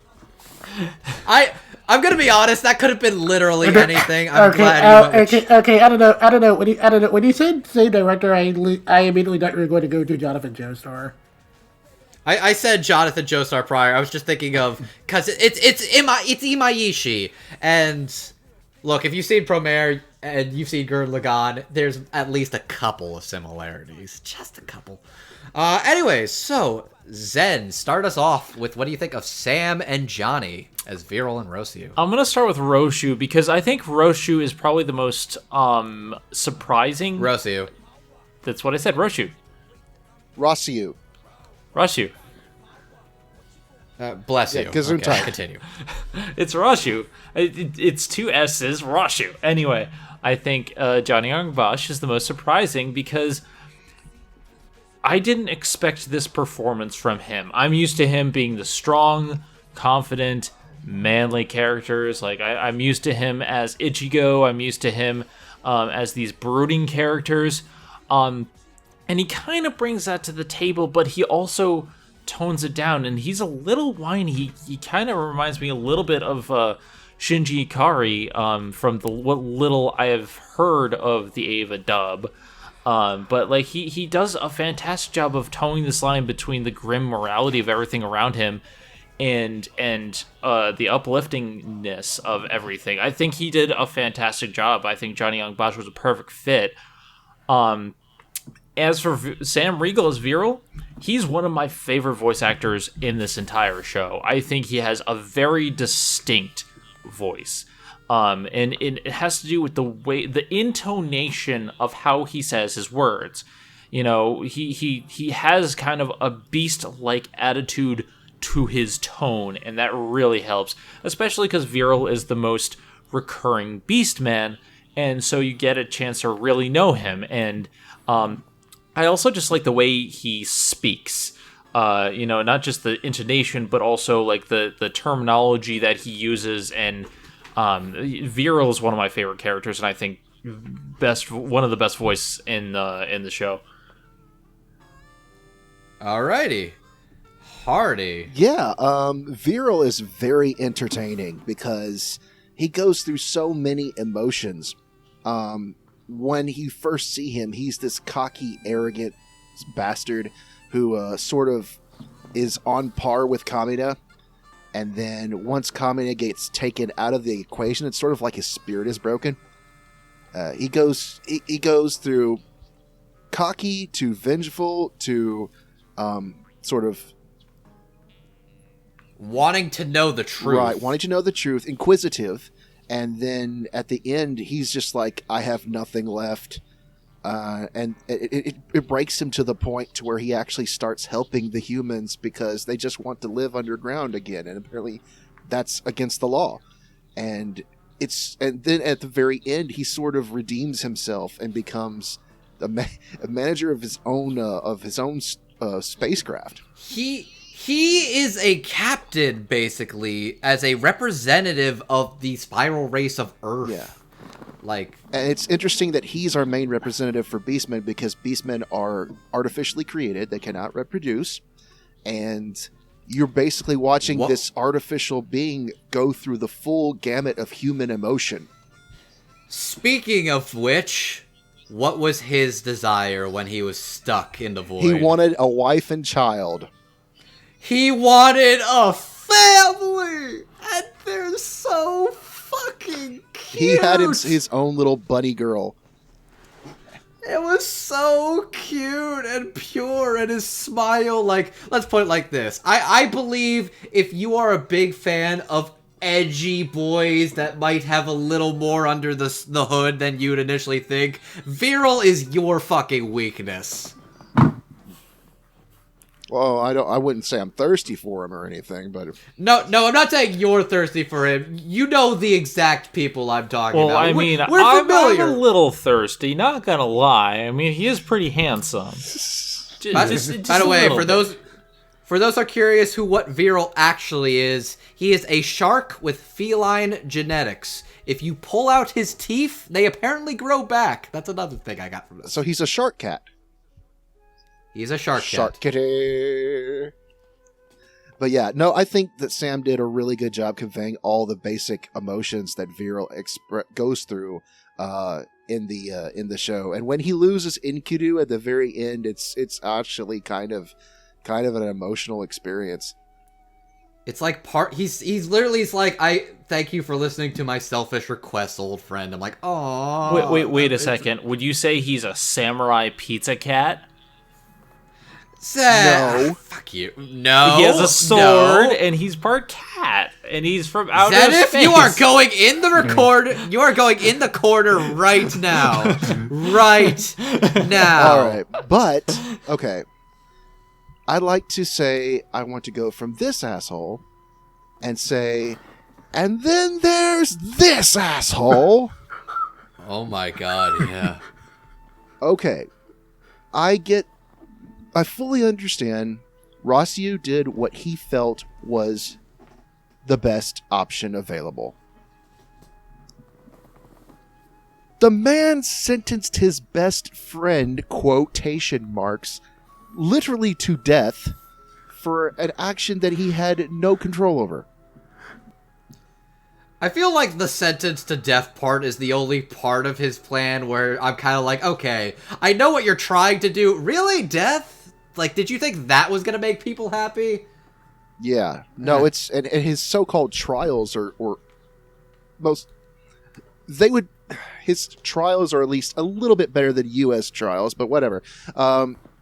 Ooh, Hardy with a political jab. I'm impressed. Well, his trials aren't as bad as, the King of Despair in Danganronpa. There's a lot less kangaroos, but that's besides the point. Let me just say that, on the performance, Rossiu is just, I hate him so much. But Johnny really... I think Rossiu got off a little bit too easy. He was a little bit too easily forgiven. And a punch to the face is he deserves a little bit more, if you ask me. But that's besides the point. In the first half, you could definitely tell that Johnny was using his Renton voice from Eureka 7 when Rossiu was younger. Significantly less whiny than Renton, though, which is a good thing. But it's really when, in the second half, that he gets to shine, when he's older and he's more diplomatic. He's this bureaucrat who wants to do only the good for the people, but he does it in such a way to where it's actually more detrimental than helpful. And I still don't think I can forgive Rossiu entirely, but I like seeing how Johnny plays him going through such an emotional turmoil during that point. And so I think he did really good, because he's had experience with these bureaucratic characters like Lelouch in the past. Actually, was this dubbed before Kokiyo's? It was definitely around the same time, and I think before. Yeah. But yeah, he definitely has experience playing these sort of characters, and I think he did a really good job here. Who wants a hot take? Give us a hot take, Andrew. Rossiu is still more justified in the end than Lelouch. Oh yeah, of course. You're definitely not wrong. Look! You think that's not a hot take? There's plenty of people that still think Lelouch was right. There's plenty of people that still think Light was right. Okay, Lelouch was definitely wrong, but I will root for him over Light, because if nothing else, Lelouch actually succeeded in his plans. There are Light people went through who all think... Light went through all that, and he still failed. There are people who think Thanos is right. For the record, Thanos was wrong, Light was extremely wrong, and I haven't seen Code Geass. Zenith, there are people who think that... I can't believe I'm forgetting. Johan from Monster was right. And who the fuck are those people? Johan did nothing wrong. The devil did nothing wrong.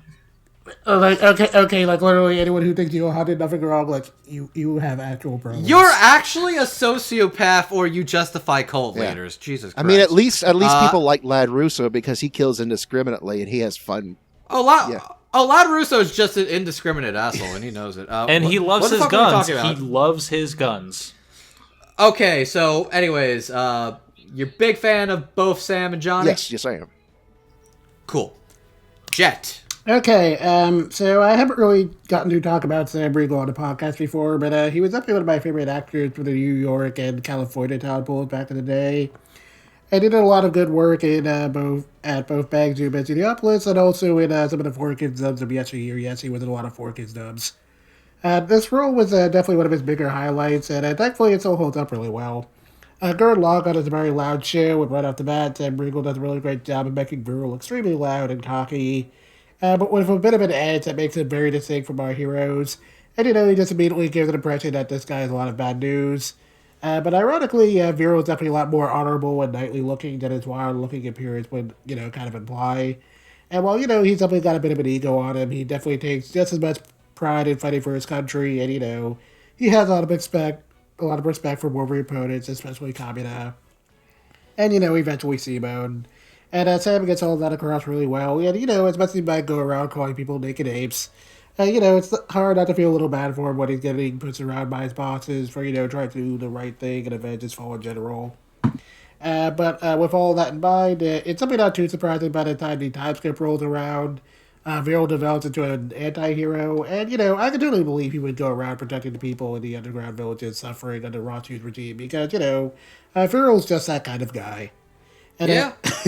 And it's definitely fun just watching him butt heads with Simon when the two of them end up in prison together. And Sam just makes it clear that he's just having one heck of a time watching Simon's fall from grace, while, also feeling a little frustrated that he's just allowing it to happen so easily. And that, makes his transition into a full-blown good guy all the better. And by the time he and Simone team up to pilot Gurren Lagann, Viral just, he feels right at home with the rest of the Gurren crew. And he does a good job of playing off with the rest of them while, still coming off as the outsider. Viral definitely has a pretty crazy arc, and Sam handled every bit of it with a level of energy that, made it pretty much impossible not to have fun listening to him, and I'm definitely glad he was casted here. Speaking of crazy arcs, though. Now for Rachu. Oh, boy, Rachu. So there was a point in the mid to late 2000s where Johnny Young Bosch's actor and Simo's actor kept getting casted opposite of each other. Oh, I don't know if this started that trend. It's definitely one of the biggest examples. Oh man, was this around the same time as Code Geass? It definitely was. Holy shit. Okay, that makes this even funnier, actually. Holy fuck. Yeah, so in the early parts of the show, Rachu comes off as very quiet and reserved compared to, basically everyone else in Team Gurren. And this, of course, makes sense given the town he grew up in, where he was used to watching others die in order to keep the population low, and Johnny gets that weariness across very well in his introduction. And while we are talking about that character, it was definitely very interesting watching him play off of Michael McConaughey as a village priest, and, that whole weird relationship he had with him, where it was clear that Rachu had, a bit of a grudge against him for what happened to his mother, but he also kind of respected the priest's position and understood why he did what he did. And Rachu, mostly stays in the background for the rest of the show's first half, despite becoming Gurren's second pilot. And the role is, generally limited to comic relief, which Johnny does really well. But of course, Rachu's character really comes into play during the time skip because that quiet boy evolved into a full-blown extremist. And while he might be a more, well-intentioned example than a lot of other ones that pop up in anime, his extremism is definitely no less harsh.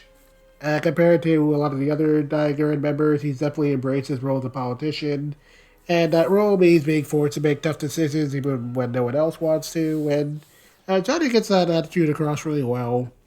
And there's something about his tone that's just so condescending that it's hard not to want to get... it's hard not to want to see Rachu get punched in the teeth. And it's definitely, kind of funny. Satisfying when he grits those fucking teeth. Yes, it is definitely very satisfying when he grits those teeth. And what's really fascinating about him, though, is that, even though he's definitely very willing to sacrifice a large portion of a large portion of humanity in order to ensure that, the species survives at all, he truly believes that he's doing the right thing through all of it. And, in that respect, he is effectively more or less become a more large-scale version of the village priest. And even though he kind of denies it first, he quickly comes to realize it when things start to fall apart for him.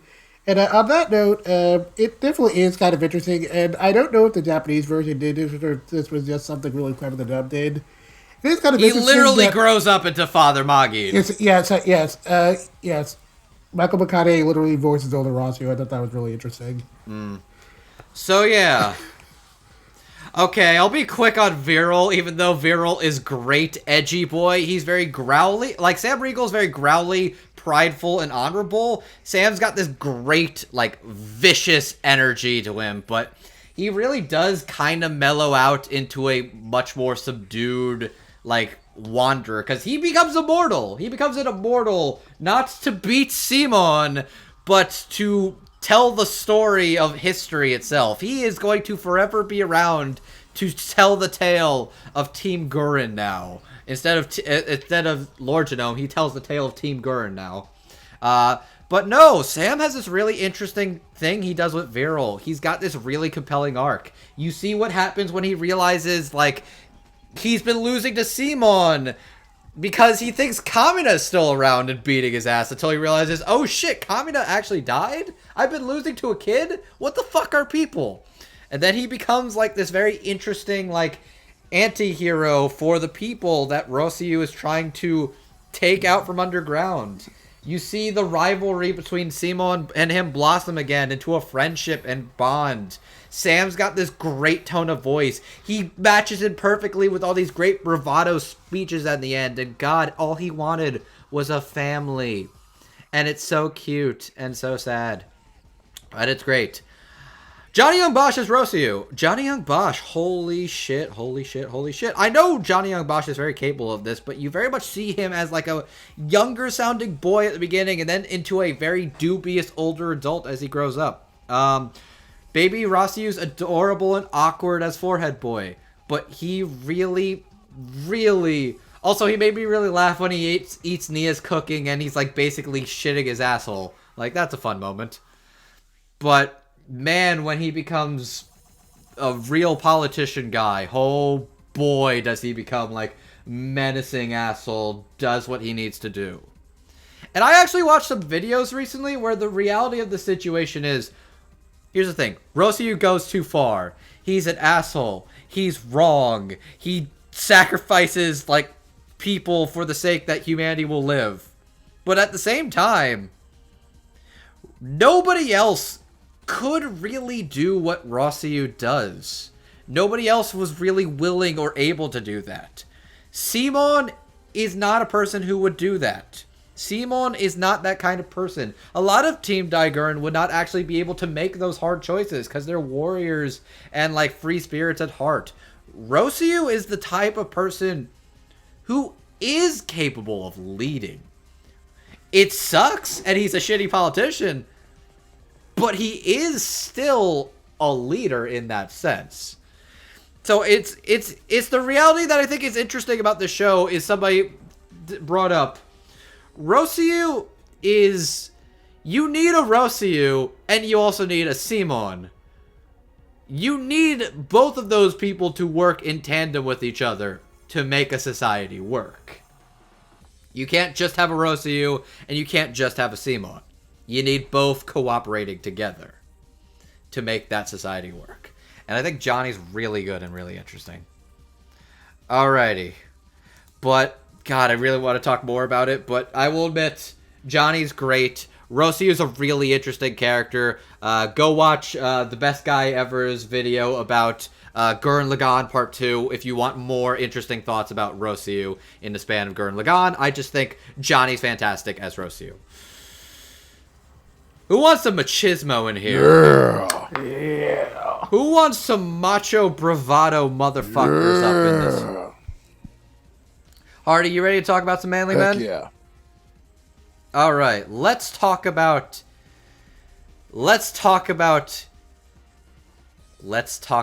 man, the myth, the legend himself. The mighty Kamina. Oh, yeah. As well as his rival friend, also cool guy too, Kiton Bachka. Kamina is the biggest fucking deal in the world. He's larger than life himself. He lives life freely, gives it his all, 110%, runs straight to danger whenever given the opportunity. He is the heart and soul of Simon, Yoko, all of Team Gurren. And also basically the biggest fucking casualty of this show. He dies 8 episodes in. 8 episodes in, the moment that makes or breaks a lot of people. And people are still upset that he dies. People are still upset that he dies. Think of it this way. On TV tropes, there is a page known as the decoy protagonist. The image of Simone and Kamina is still there, I think. The reality is this. If you really thought that Kamina was the protagonist of the story, you really don't understand, like, media literacy. Come on. Yeah. Like, in hindsight, it was, like, extremely obvious Kamina had to die. And Kiton is a big old player for Team Daiguren. For a while, he's around as a government guy, but he's still a warrior at heart, and goes out like a fucking hero. Does he go out? He has a better death than Kamina does, actually. Don't kiss Yoko. Both of these people kiss Yoko. I'd argue he has a cooler...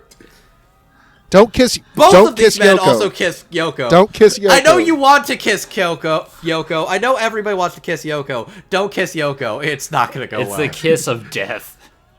That is literally the TV trope in and of itself. Oh god. But, for some reason, Dark and Francis immediately came to mind for me. Oh god. No. We are moving on. Let us talk about who actually plays these characters, then we can talk more about them, because there's things to talk about. Kiton is played by Christopher Corey Smith, and the Mighty Kamina is played by Kyle A. Bear. Christopher Smith has played such characters as Spondum in One Piece, Kite in Hunter x Hunter, Oro Bozad in Attack on Titan, Tenchi Masaki from Tenchi Muyo GXP, and Kinosuke Kuzuhara from Durarara. Kyle A. Bear has played such characters as Noriaki Kakion from JoJo's Bizarre Adventure Stardust Crusaders, Fat Gum from My Hero Academia, Kiba Inuzuka from Naruto, Escanor from the Seven Deadly Sins, and Adult Son Gohan from Dragon Ball Z. Do not forget, he's also the official voice of the Hadoken. Yes. I love Ryu from Street Fighter. I know I'm saying Ryu because I know don't you know, Andrew? Everything has already gone according to my plan. I won 5 minutes ago. Motherfucker, if you dare say his goddamn name on my fucking podcast right now, I will gut you like a fucking fish. Eisen. I think we just found our blooper reel, everybody. You motherfucking Eisen. I fucking hate Eisen. While you were learning to spell your name, I planned your entire fate, Ichigo. I'm gonna fucking kill all of you bitches, I swear to God. Man, it really comes full circle. That was, okay, legit. That was the moment that broke me in Bleach. That was actually the moment that broke me in Bleach and almost made me say fuck anime forever. So it's hilariously fitting Kyle A. Bear brought me back into this. I planned your entire life, Ichigo, even the parts that I couldn't possibly be there for. Zenith, shut the fuck up and please talk about Chris Smith and Kyle A. Bear now. Okay, one thing I noted in my review is that I think what really works about Kyle A. Bear's Kamina, even more so than the Japanese sub, is the humanity of Kamina. And we all say it, Kamina's larger than life. Kamina's this big figure and whatnot. But the underlying message that he always puts across is that Simone is the hero. He's the one saying it. Simone was always there for me. Simone's been helping me throughout all of this. And when he captures his gunman, he hesitates for a second, and it's only Simone that snaps him out of it. He doesn't believe himself to be the hero, and I believe Kyle Hebert brings that humanity to the role. It's a subtle thing. Yeah, he's not as energetic as the sub. I get it, but it's that humanity that really gets me. I believe that he is a person with flaws, and you do too. Mm-hmm. And Kiton is, I think it's a great performance. I don't think it's the best performance in the show, but I think he does a great job. Kyle Bear is better as Kamina, but that's just my personal opinion. Well, it's not a competition. Alrighty. It is when It's they're not a rivals. competition. They're rivals in life and death. They both got the same girl and then died immediately after getting her. Exactly.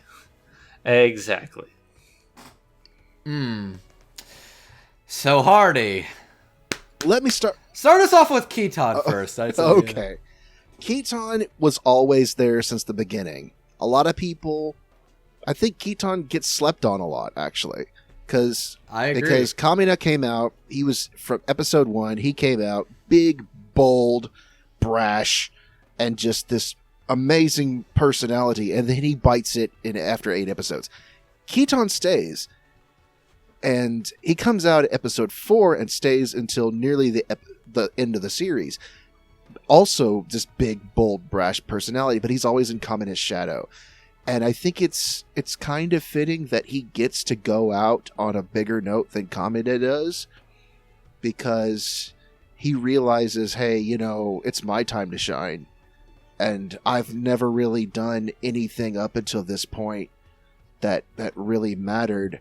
And now, even if it costs me my life, I get to do this, and I get to go out on my own terms.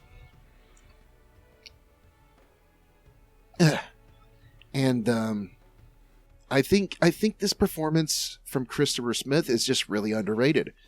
Like, it almost makes it out like Kiton is this sort of butt monkey. Like he's the comic relief in comparison to a lot of the other characters. Like he's a wannabe Kamina. But he has some moments near the end. The man fights off a Mugon with a shotgun. Yeah, that's pretty dope, by the way. I'm like, the only way that scene could have been more badass is if it had been, instead of a pump action shotgun, if it had been one of those slide action like the Terminator uses. Oh, like one of the Springster ones. I know what you're talking about. Yeah. The little, like... Where you can... The shoot, and then you flip it. I'm like, oh, it's so cool. Yeah. That's the only way that scene could have been more awesome. No, I think Kiton is very underrated as a character. And watching the comic relief butt monkey at the end of the show finally get his moment to shine. Yeah. And he smiles as he fades to ash. Which, God, it's so fucking cool when you get to smile when you're going out like that. And he also gets, he gets more spiral power objectively than Kamina does. Like, he gets a real taste of it. He gets the eyes at the end. Right. Yeah. And so, yeah, I think Chris Smith as Kiton really deserves more credit than he actually gets. But... Yeah. Let's speak of Kamina. The man, the myth, the fucking legend. Oh boy. Okay, go on. Yeah. People will argue that he got taken out like a bitch. This is not true. It's not true. It is not true. He let his guard down for one moment, and then he literally resurrects himself from the dead to help... To win the battle. Yes. To help Simone take Daigunzen and defeat Timolf. And this is... Kyle Aber's performance was one of the ones that, when this show first came out, that was the most heavily criticized. Yeah, a lot of people did not like this. I can believe I that, have heard that a lot.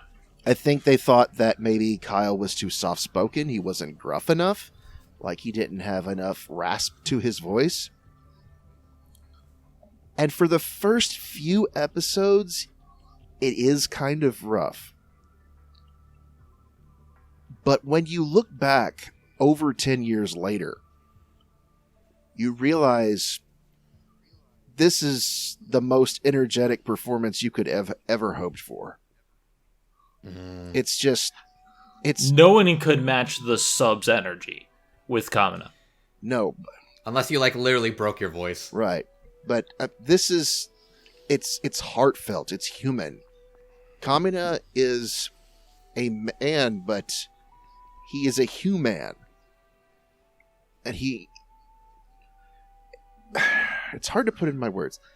I was a fan of this performance from the beginning. I know a lot of people weren't, and looking back on it now, over 10 years later, I still am. I still think that this is one of Kyle Abert's greatest performances ever, and I will stand it until the day I die. Go on, sorry. And if you don't like it, then who the hell do you think I am?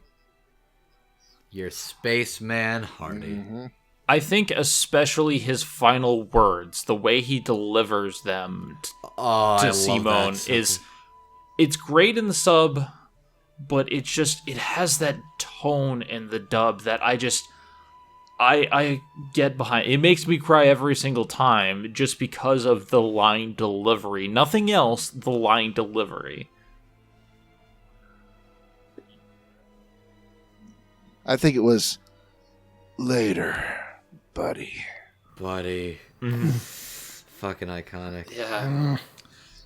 Also, small detail, just because I don't know where else to fit it. I like how every episode, how there's like episode arcs that are, the episode title is said by different characters. Yeah. Like, the first arc is Kamina's quotes, then it's Nia, then it's Rosyu, and then we end on Simon's. And then Viral has one. Viral has the compilation episode, which is the most fucking Viral thing in the world. And I will appreciate that when he says, this is how you do a compilation episode right, he was not lying.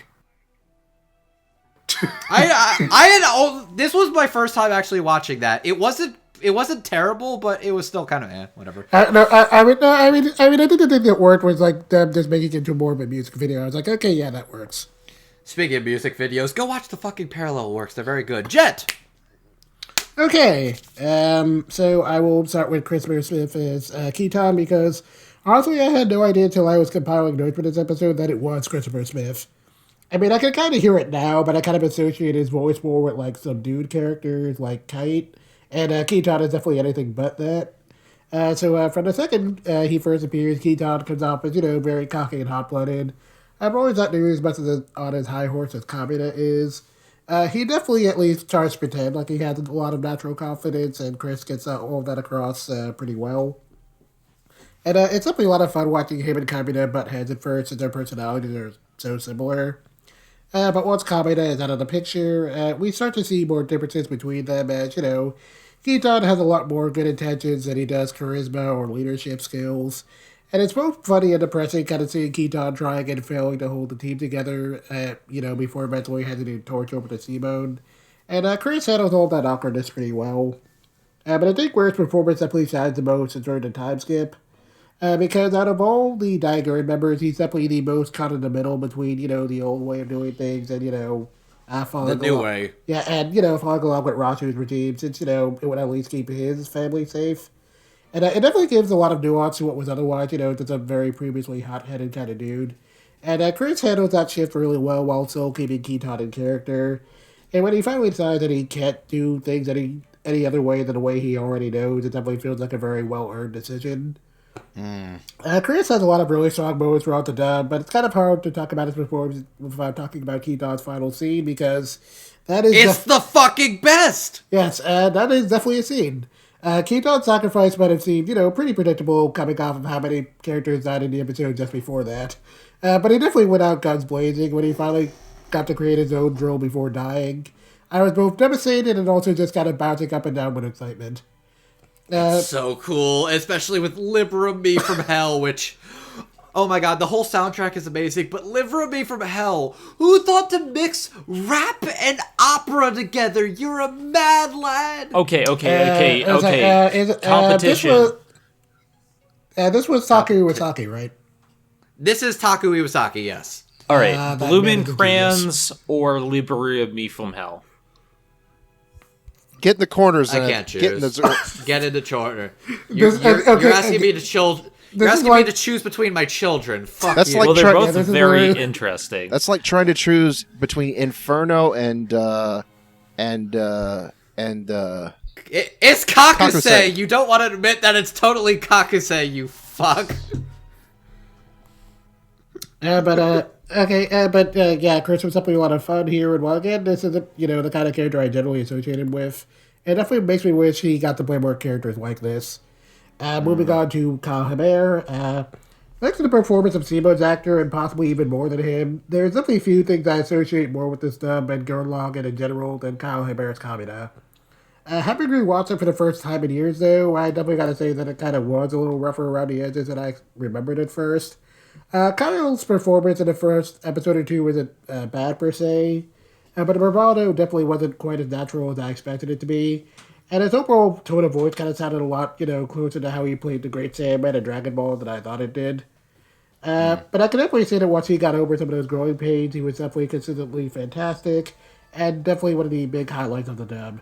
Kamina is a man who's larger than life, and Kyle really nails that as he makes Kamina, come off as the most hot-blooded and manly man on the planet, and the kind of guy you follow in the battle no matter how crazy he seems, because there's just something about how confident he is that makes you think he's going to make everything work out.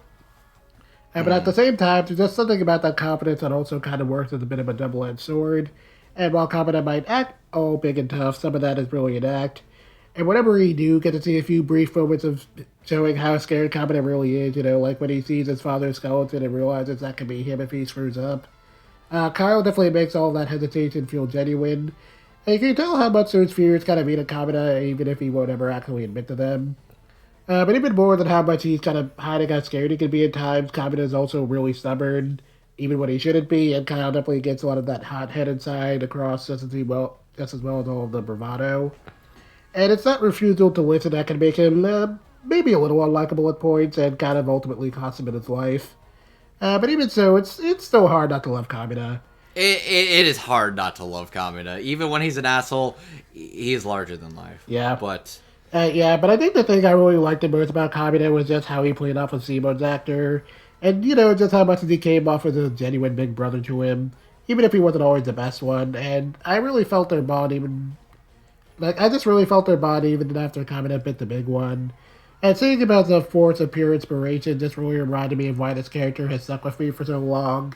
And the whole believe in me to believe in you line is something that I've repeated in life at least once. It's so iconic. Yeah. So rambling aside, Kakihara was honestly pretty great as Kamina. He wasn't quite the best performance in the dub like I kind of expected him to be, but he was definitely up there. And it's easy to see why this is such an iconic role for him, even if it wasn't, as beloved as I kind of wish it was. Remember. Okay. Yeah. No, I get you. Christopher Smith as Kiton, he very much is an unsung hero of this dub because he's got this very strong presence to him. But the problem is that Kiton as a character, ironically enough, is also in Kamina's shadow. Is that he is just kind of seen as many as the less cool Kamina, but he's trying his best to just be himself and find his own identity throughout the entire show, who he wants to be, what he wants to be. That's why I think his sacrifice is so satisfying, because in that moment, he is not Kamina. He is not a politician. He is not a warrior. He is just King Kiton Kamina. No. He is not Kamina. He's King Kiton. He's not Kamina. He's him. He will slice you in half with his face. Oh man, that is a very pointy mech, isn't it? Yeah. But no, and look, Chris Smith has some pretty good delivery, good strength, good screams. His death is legit, one of the highlights of his character. And then he's so this is the spiral power, huh? Not bad at all. It's just good moment. By the way, here's a fun fact for you. In the compilation movies, there's a lot of characters kind of bite it at the end. In the movie, it is only Kamina and Kiton. Yeah. Yeah, because both of them are talking to Simone in the little image, actually, so that's a little thing. But yeah, no, Christopher Smith does a really good job as Kiton. I think it's very underrated. Kyle A. Bear as Kamina is very iconic. And if you want to talk about iconic, let's talk about all the fucking things that I can still quote. Yours is the drill that will break through the vault of heaven. Kick logic out and do the impossible. That's the Team Gurren way. Don't believe in yourself. Believe in me. Believe in the Kamina that believes in you. And of course, let's see you grit those teeth, which, God, that's one of my favorite callbacks in the fucking show, is when Simon punches him like he got punched. He's full of bravado and strength. He's basically also faking it till he makes it. I think that's the thing. He's very confident and brash, and while he's not always perfect with that, I think, Zen, you really nailed it, where Kyle actually nails the human element to Kamina a lot, where I really genuinely love the recounting of the one time where they basically almost died. Simone remembers the tale as Kamina never gave up and gave him the encouragement to push forward. Where Kamina's telling of the tale is Kamina was losing it. Kamina was freaking out as all hell. He's like, oh shit, I'm done. I'm toast. I can't do this. But Simon just kept going. And that was what inspired him to keep up the act, to pretend to be strong, is because Simon made him want to be strong. They complemented each other and were there for each other. And God, their relationship is still so good and so charming. And I'm going to be honest. This is my third time watching Gurren Lagann. The scene where Kamina and Simon reunite, and Simon is older, actually made me tear up. I knew it was coming, and it still made me emotional seeing it again. Kyle is very good as Kamina. He's not the best in this dub, but it is iconic, and it is great, and God, Kamina is larger than life. We all deserve a Kamina in our lives. Oh, hey, you got taller than me. Oh, God, that part hits me hard. Oh, so boy. My favorite bit is when he puts the fist to the chest, and it's so good. Every single time. But yes, let's put it like this. It's fucking awesome. And we believe in the you. Kamina believes in the you. Kamina believes in all of you. Even when you don't believe in yourself, remember Kamina, because Kamina believes in you. And Kamina believes in the me that believes in you. And it's fucking good. So, while we need to talk about all the manly man that we wish could be in our lives, let's also talk about the lovely ladies as well in Simon's life. We are here to talk about two very important ladies in Team Daiguren. That is Yoko Littner and Nia Tepelin. Yoko Littner is... Even if you don't know who Yoko is, you fucking know who Yoko is. I'm looking at my mouse pad right now. Thank you, Hardy. And Nia Tepelin. Nia is a sweet princess who is the daughter of Lord Janome, who is also a representative later on of the Anti-Spiral. She is very important because she is a character who sees Simon for Simon without knowing who Kamina was, which is very important for his character growth and important for their relationship in and of itself. Let's talk about who plays them. So, Nia is played by two actresses, actually. For episodes 9 through 15, young Nia is played by Hynden Welch. And through the time skip of episode 17 to the end of the show, she is played by Bridget Hoffman. And Yoko is played by Michelle Ruff. Bridget, starting off with Hynden Welch. Hynden Welch has played such characters as Yukari Kobayakawa from Lucky Star, Sono Mari from the Melancholy of Haruhi Suzumiya franchise, Amy Stapleton from IGPX, Starfire from Teen Titans and Teen Titans Go, and Princess Bubblegum, aka PB from Adventure Time. Oh, hi, Starfire. Bridget Hoffman has played such characters as Ryoko Asakura from The Melancholy of Haruhi Suzumiya, Namie Yagiri from Durarara, Mizuho Kaname from Please Teacher, and Iris Thank you, Hardy. Irisfiel von Einsberg from Fate Zero. And fun fact, I don't collect figures, but a gift that my good friend Itchinator gave to me was of Mizuho Kanami in a bikini. So it's the one figure that I do actually own. That's actually pretty funny. I didn't know that. All right, thank you. And Michelle Ruff has played a lot of characters, but specifically she has played such characters as Sinon from Sword Art Online, Rukia Kuchiki from Bleach, Fujiko Mine in a lot of Lupin the Third things, but specifically the woman called Fujiko Mine, Anri Sonohara from Durarara, and Yuki Nagato from Haruhi Suzumiya. Zenith, start us off. First of all, I want to say I recognize these two voice actresses. Not the final one, but that's just because I wasn't that familiar with the voice actress. But the first two voice actresses I recognize immediately because I'm well aware of Rukia Kuchiki, and the moment I heard the voice, I'm like, oh, so that's that. And the same thing with Starfire. I'm like, yes. But I'm going to start with Nia because I really, really love the voice that they gave to Nia.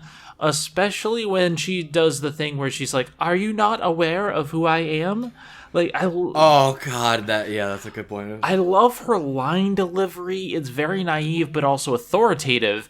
And I just love her arc. The moment where she learns that she's a doll was so well delivered. It just... There are so many things right about Nia. I think she's probably my second favorite out of this cast. As for Rukia, she does a fantastic job. I think Yoko is a complex character because she has to play the confidence, but she also has to play the shyness around Kamina, but she also kind of has to somewhat lead the team because while Kamina is kind of the leader, she also does a lot of the heavy lifting. She's the one who inspires Kamina to work with them. There's a lot of things that Yoko has to do as a character, and I think that she really pulls through. But the thing that the scene that I really like with her is when she confronts Kamina and she learns the story and she changes her attitude towards Simone, and it's all in the vocal delivery where she starts treating him a little bit different because she didn't think anything of him beforehand, but now she does, and it's the subtle line delivery that I think really sells it. So all in all, thumbs up? Yeah, both of these are fantastic. I for the last three, I have nothing but good things to say. I'm sorry. All right. Hardy.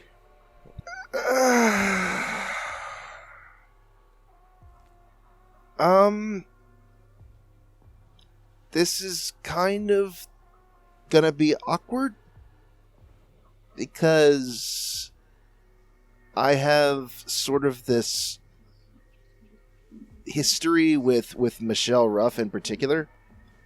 Oh no. I think she has a tendency, a lot of roles. I don't think it's that bad. It's just continue. I think she can sound kind of flat, and at least in the first few episodes, I think that this was definitely the case. I've heard her in things such as Chobits and other shows where she just sounds very robotic and wooden and obviously reading off the page. And for the first few episodes of Gurren Lagann, I have to admit that's what I thought of Yoko. I thought her line delivery just didn't sound natural. She got better over time, but even in the second half, when she confronts Nia and says, "You're a real boring bitch," I thought, yeah, that could have been done a little more natural. But that's just me. I have heard Michelle Ruff in other roles that I thought she was fantastic in. And I'm not saying that this one was bad, but it wasn't my favorite. And I think the same issue happens with both Hinden Walsh and Bridget Hoffman, but it works better with them because Nia is kind of a robot. In fact, you find out she's literally a machine created from the anti-spiral. Well, less of a machine and more of she won the literal genetic lottery of, okay, you're going to be our sleeper agent one day, Right. if you live. Yeah, and so I think we get a lot of the same issues there with them sounding sort of very, kind of Awkward and a little... Yeah, but it works better in her case, in both of the actress' case, because the character herself is very awkward and sort of almost robotic. So I hate to be the voice of dissension, but that's just my personal opinion. It happens sometimes. It's okay, Hardy. I still love you. It's okay. It's okay. Do I'll you forgive really? you. Then take your Yes. knife off my neck, Zenith. I don't have a knife. I use keyblades. Get with the program. I mean, I do one with the knife, and I'll put it away Yeah. this time. All right, cool. Okay. That's not a knife. That's a knife. Yeah. Okay. So I'll start with Hayden Walsh. Like another actor we'll get to later, she's so synonymous with Western animation nowadays. It's kind of hard to imagine a point where she was ever working in anime dubs.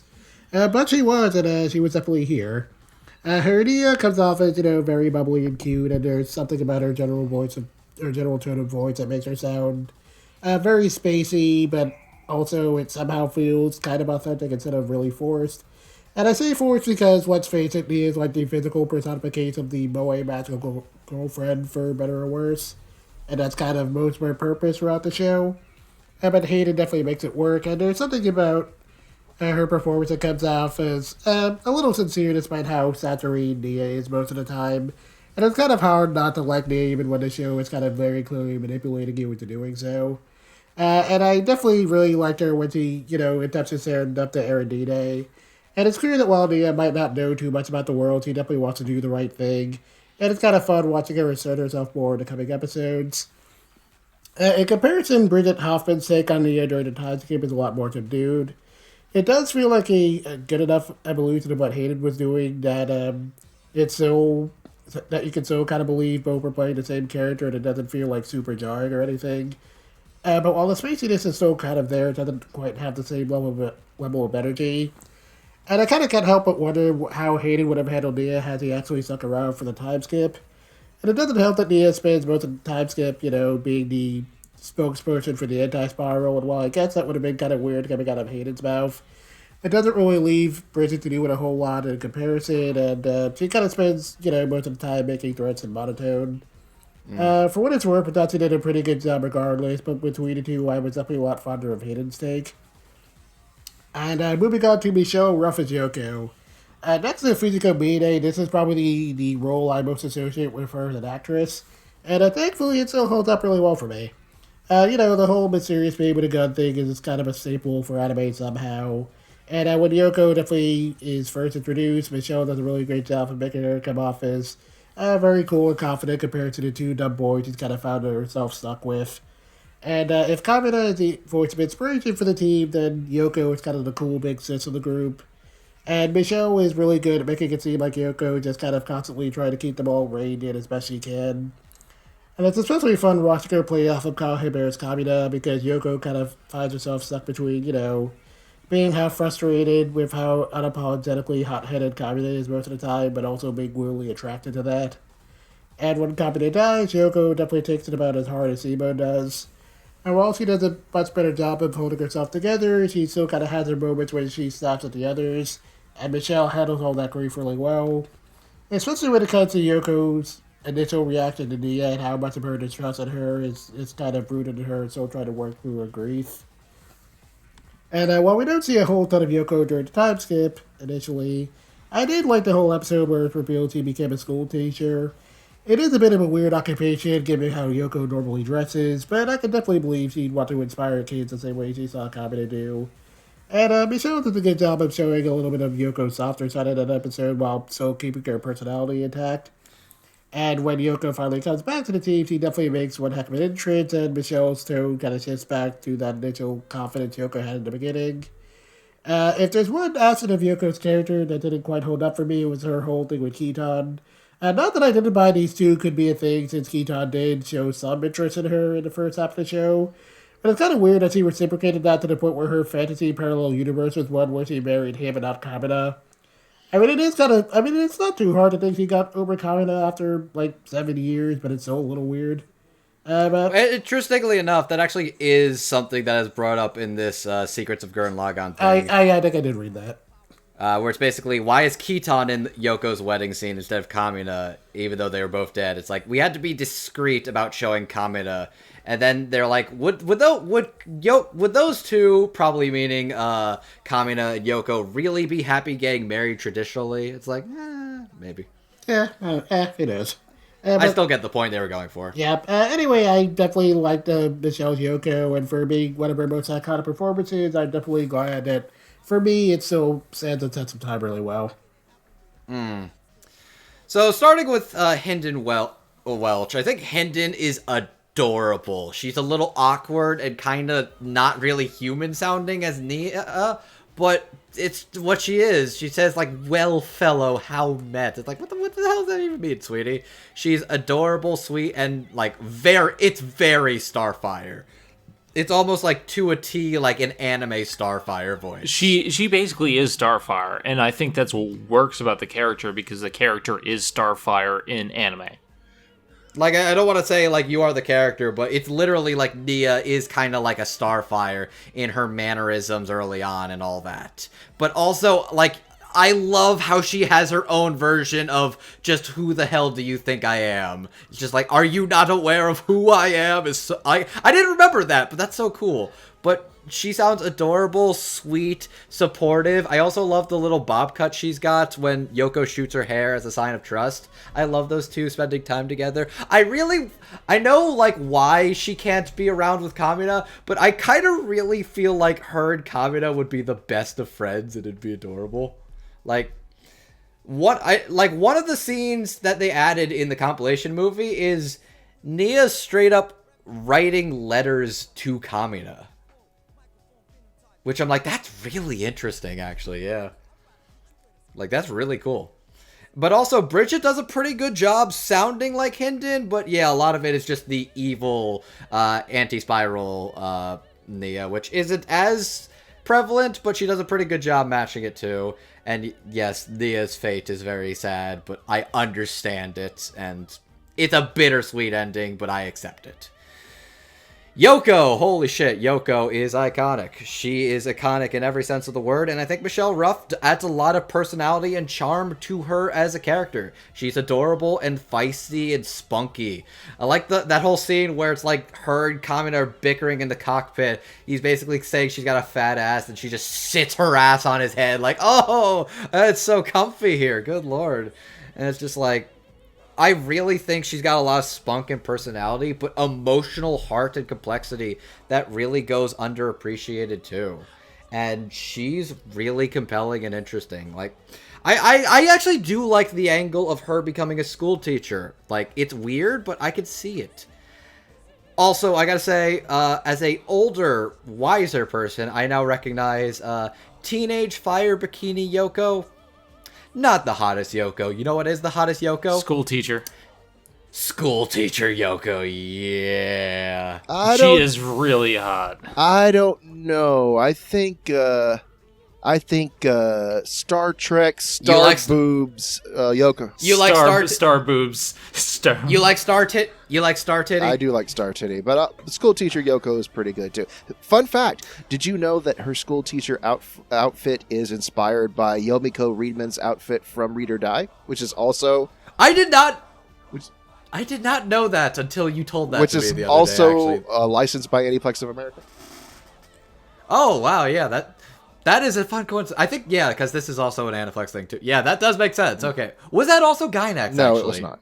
That was... okay, but... Oh, I want to say Production IG, but I'm not sure. Okay, but it was still like a Aniplex property. Mm-hmm. So it works out. But no, I think Michelle has a lot of, like, spunk and personality and energy she brings to the role. Like, Yoko's a character I see people, like, kind of giving a lot of shit for a lot of reasons. For, like, either her design and or, like, the relationship she has, the kiss of death thing. But no, she's a really interesting character. And I kind of like how she recognizes she's not going to do this whole government thing and kind of goes to the country to teach and educate minds. Also, she has one of the coolest fight scenes in the series that's not a mech. She has a sky bike and a sniper, and she's making teacher clips as she takes out 2 gunmen, and it's so fucking cool. Yeah, Thunder Thighs is great. Those thighs can destroy mechs. Fucking... You'd let her destroy you too. Don't lie. I just Zen. love the. Don't you lie to me. Don't you lie to my fucking face right now. I just love the interaction between her and Kamina, where Kamina calls her Thunder Thighs right after he calls her beautiful, and she's just like so taken aback. Rude. It's like fucking rude because it is rude. But no, Yoko's really interesting, and I love her, and she's cool and great, and I think Michelle Ruff does a really nice job with her. And now it's time for the spiral to reach its peak.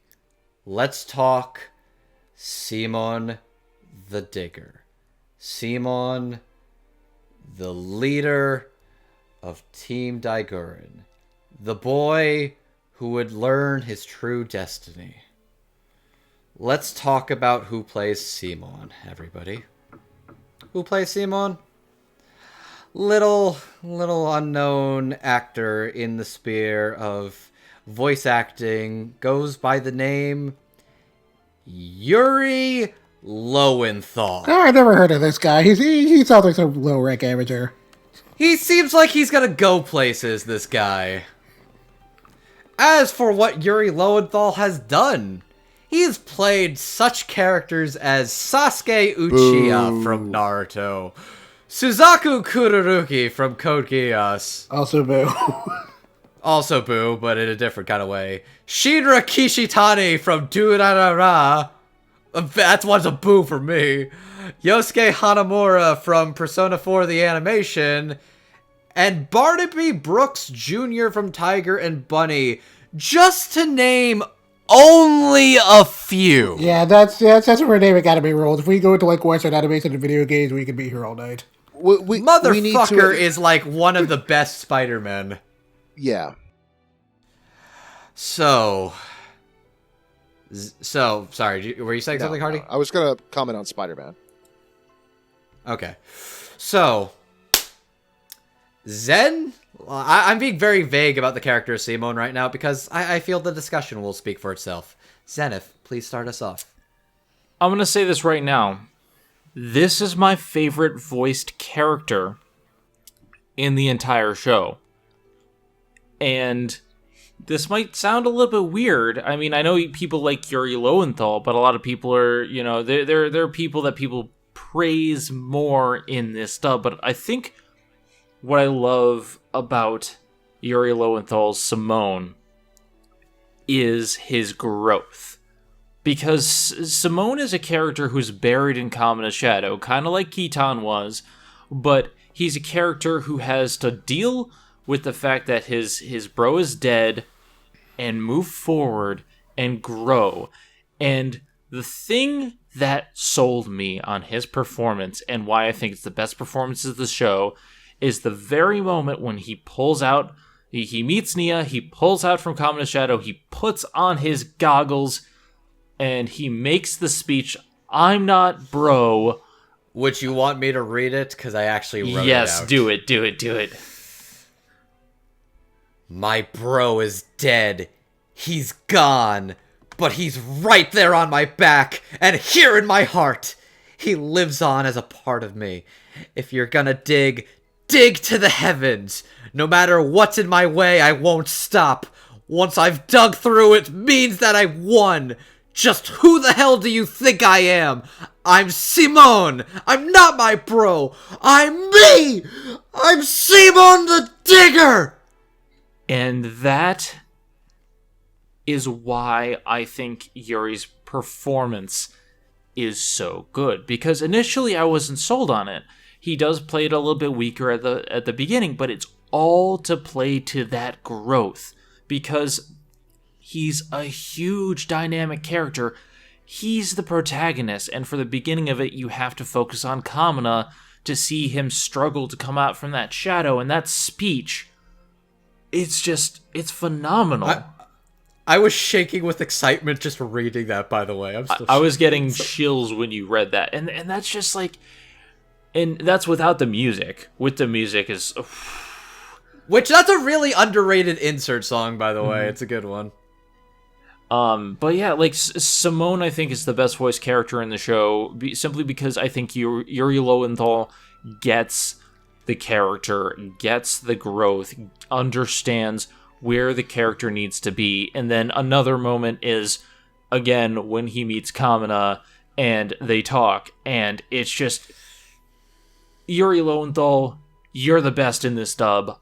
I love you. Well said. Hardy. Wow. For the first half of the show, and not even the first half, I have to say the first few episodes, and I think this might have been done on purpose. Yuri sounds very grating as Simo,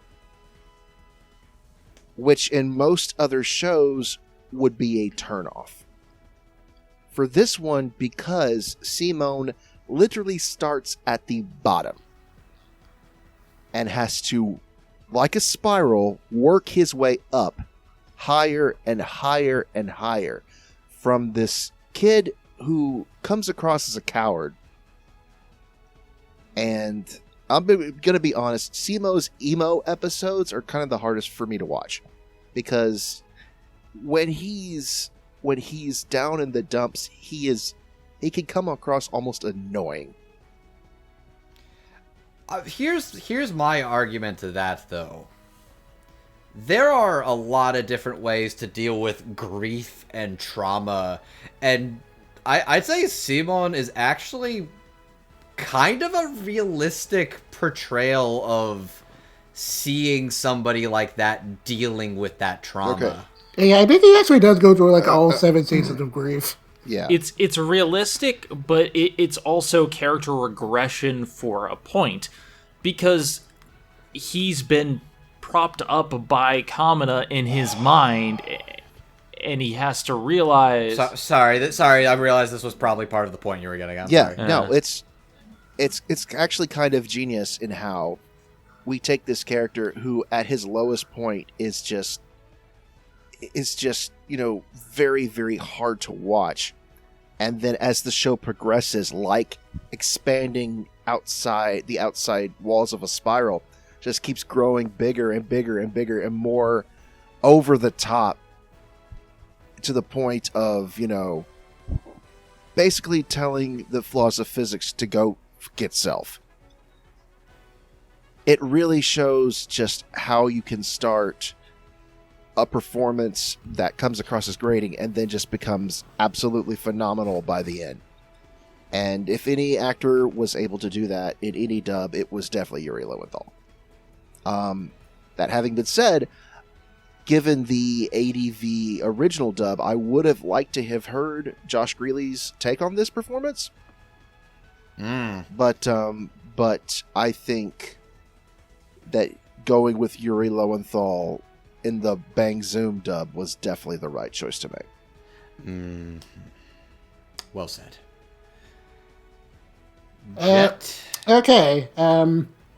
So for me, so it's kind of you gave us a little taste of what you have in store. I'm excited to hear this. okay. So it's kind of hard to think about nowadays with how prominent he's become in AAA video games and Western animation. But there was once a point where Yuri Lowenthal was about as synonymous with anime protagonist as Young Bosch, and his voice was kind of nearly impossible to escape in the dubs in the mid to late 2000s. I say impossible to escape because when I was a teenager, I wasn't exactly the biggest fan of him. I didn't think he was a particularly bad actor per se, but I can only associate him with one role and one role only: Sasuke Uchiha from Naruto. And it didn't help that around the time I was finally starting to attach names to voice actors, he was playing similar emo anime boys like, say, Alvis from Mare, for all 10 of you who remember that dub on Tsunami Jetstream. And I didn't really come around to him until I played Persona 4, where he played Yosuke, who, compared to everything else I'd heard him do, was a lot more laid back and funny. And he eventually grew to be my favorite performance out of that game. So ever since, I've been a fan of his work. And while this isn't a role I associated with him as much as I do some of his other stuff, having revisited this stuff for the first time in a while, it's honestly some of his best stuff. The first few episodes, his Simone comes off as, very unassuming and kind of whiny, which Yuri handles very well. And he definitely makes Simone look pretty dorky next to Kamina, and that, as Hardy said, can definitely get a little grating at times. And I can definitely see why some folks preferred Kamina originally. But the unassuming nature of Simone is also kind of the point. And I felt like Yuri's performance really understood that. While he might initially come off as a crybaby, and definitely is, he can also be a voice of reason when Kamina is kind of getting a little bit too much over his head. And some of Yuri's best moments during the early episodes are kind of watching him play off of Kyle's Kamina, as he both tries to read him in a little bit and also learn from his example as he kind of gains more confidence in battle. And I also like that while Simone looked up to Kamina, it wasn't always for the healthiest reasons. And the reports where you could tell he was kind of jealous of him for, kind of having the qualities he lacked in addition to, winning over Yoko. And I thought that Yuri did a really good job of showing Simone's heartbreak when he realized that Yoko didn't exactly see him that way. But all that said, where Simone's character really starts to come into full view is where Kamina kicks the bucket. And even though it's incredibly frustrating to see Simone kind of retreat into his cell for a few episodes, it definitely paints a very clear picture of just how much Simone's hero's worship of Kamina kind of hurt him as much as it helped him. And Yuri does a really great job of just handling his depression in those episodes as he kind of tries to find his own place in the group. And when he does, I like that it isn't through some, big dramatic realization, but just, kind of silently coming to terms with that in the end, he can only kind of be himself. That there are certain things only he can do, and Yuri really nailed that without overselling it. But of course, that being said, we do get a dramatic speech about it afterwards, and a pure level of showed in hand coming from that speech just... you heard Andrew say that. It's hard not to get pumped hearing that speech. And the 1,200 speeches after that, which are equally as cool. Yeah, and especially when he pulled off the Giga Drill after that, that's just the kind of wild dumb cheese I got the anime for, so it was great stuff. And from there, Yuri Simo just kind of gradually developed into a more competent shonen protagonist. But at the time we get to the end of the first half, there's no room to that this was always meant to be Simo's story. But as far as he was in the early parts of the show, I was even more impressed with Yuri's performance during the time skip. For one thing, I liked it more than everyone else in the cast, even Johnny's Rashu. I thought that Yuri really did the best job of using his voice for Simone. He sounds a lot more relaxed and confident compared to how he sounded in his younger days. But there's still just, kind of a softness to his tone that makes it clear that this is still the same Simone we all know and love. And I thought a lot of his interaction with me in particular were kind of cute, especially his, nearly bungled marriage proposal. That whole scene was pretty funny. But of course, Simone still has plenty of his own struggle to deal with, and as Simone kind of finds his allies turning on him, Yuri does a really great job of just getting across how much the weight of all his new responsibilities are kind of affecting him, while not still, totally reverting back to how young Simone was when he was at his lowest. And eventually Simone does beat the odds and gets the band back together for one last battle in space. And from there, Yuri's performance becomes one non-stop train of ham, and as the situation escalates, so does the intensity of Simone's fiery spirit and Yuri's reflection of said spirit. With the amount of attack names he had to scream in his last few episodes, it's kind of a wonder that man's vocal cords survived this show. But I'm definitely very glad he kept on doing himself because it wouldn't have been nearly as much fun otherwise. And by the time we get to the finale, the bravado and energy in Yuri Simone honestly kind of puts Kyle's comment to shame, and it's really impossible not to love the performance. Out of all the characters in this show, Simone's character evolves the most, and no matter what Simone goes through, Yuri's performance both adapts and evolves right along with him. Like I said before, this is one of the Mugni roles I kind of most associate with Yuri Lowenthal, even though I definitely remember liking the dub while I watched it in college, but revisiting this dub nearly a decade later, he's definitely the star of this dub, and it's some of the best work he's ever done. Sorry I went a little long there, but I had a lot of thoughts. No, don't apologize. You told me before we did this, I think this is the most I've ever written for Dub Talk, and I was excited. I'm proud. So, I will start strong and say, this is the best this is the best I've ever heard out of Yuri Lowenthal in an anime ever. Period. Bar none. Okay. He plays this entire kid's life. You see him as a bottom kid from below. You see him as a scaredy cat getting a little more tactical and smart. Because here's the thing. Kamina was brash and brave. Simone was the smart one. Simone was the one who actually knew how to do things. Kamina thought of ideas. Simone was the one who figured out how to actually do those ideas. He was the one that kept moving forward in the end, and that's what kept him going. You see him be his bro's like number 2. Then he loses his bro. You see him break. You see him falter. You see him through trauma and despair and losing his path before he finds somebody who tells him it's okay to be proud of who you are. Simon grows up to embody the best parts of Kamina, but also still being himself, because Kamina was brash and bold and frankly kind of suicidal. Simon is smart. Simon is tactical. Simon thinks logistically as well. He thinks in strategy. He thinks in counterattacks. He thinks to value himself, because he sees the best in himself, because he sees what his bro sees in him. You see him grown up to be a fine young man who is betrayed by the world and destiny himself. You see him take that destiny back, take the world back, fight through space-time itself to get the woman he loves. You see him effectively become the most powerful person in the world. The person who becomes the savior of the universe, who becomes the burdened with spiral power. And one of the things I saw in a video discussing this was that there are so many people who are given big burdens in this series that they want a lighter burden when they should have been asking for broader shoulders. Father Magin, Lord Janome, Rossiu, the anti-spirals. They wanted to sacrifice people for the sake of everybody else. Simon wants to have everything. He wants to sacrifice it all, so he keeps himself in check. He loses Nia, but at the end, he can revive people. He can basically use infinite spiral power to bring back everyone who's ever died. That's how far it can go. That's how strong he is. And he chooses restraint. He chooses the hard path. The hard path as he becomes a wandering vagabond, basically, with a drill instead of a sword.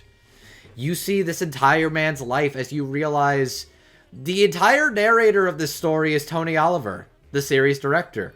You want to know who he also is? Simon in the future. Simon is narrating the entire show from the beginning, and it's amazing when I realize that, now that I understand dub languages. Yuri Lowenthal and Simone is a character I love. I adore. I was Simone's age when I first watched Gurren Lagann. That meant a lot to me. Simon is the exact character archetype I adore.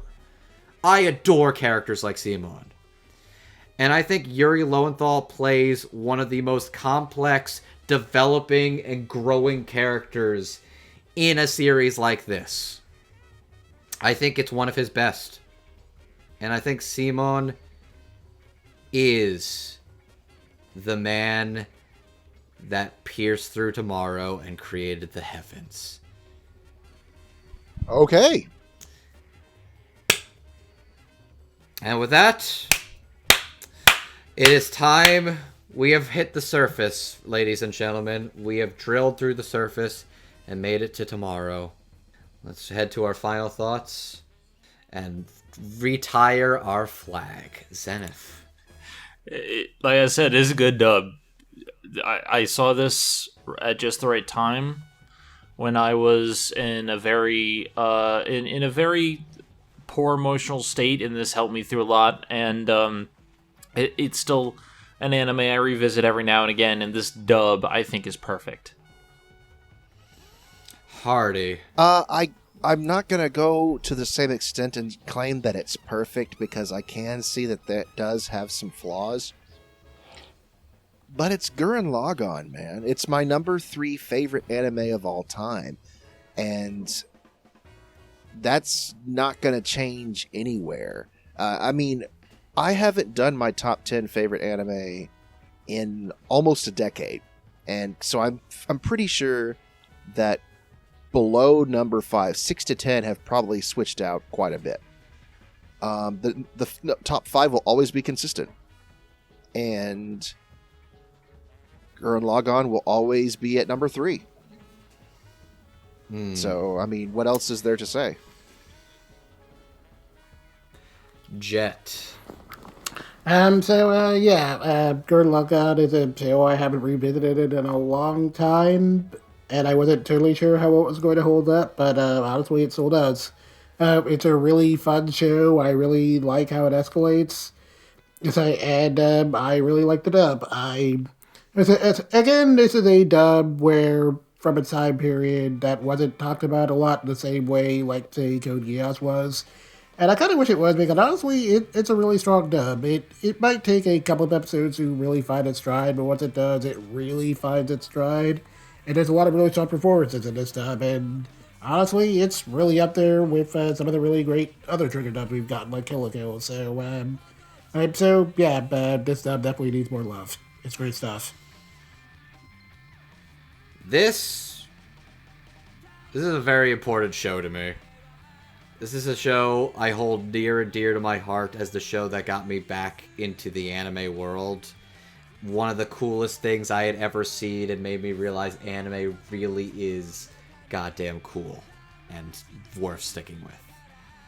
As a veterans person who now understands dub performances, what goes into dubbing, and like all of the people who are in this dub, I appreciate the craft. I appreciate the effort. I agree it's a little rocky at the start, but when it gets going, it gets good.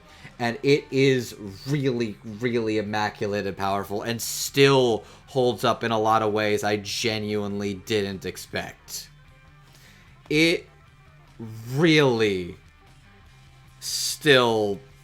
I'm still shaking with excitement in those final couple of episodes as Libera Me from Hell plays, as they're getting together and they're forming Tengen Toppa Gurren Lagann, which is so... it brings back a feeling, an energy, a passion that I fucking love. This is a show that is much more complex and interesting than people give it credit for, and the dub is a lot better than people give it credit for. Gurren Lagann is one of the greats for a reason, and I am so glad to be part of Dub Talk, getting to revisit it with all of you guys. I know this was a long one, but thank you for sticking with me. I'm really glad to have you guys on this journey with me. Well, thank you. So, Asura's Wrath next. Okay, now you can start requesting Asura's Wrath. Asura's Wrath. But once we get to video games, maybe. But as for us, we are members of the Dub Talk Podcast. If you like us, you can follow us on YouTube at Dub Talk Podcast. You can find us also on Twitter, which is our most active platform. You can also find us on Twitch as well.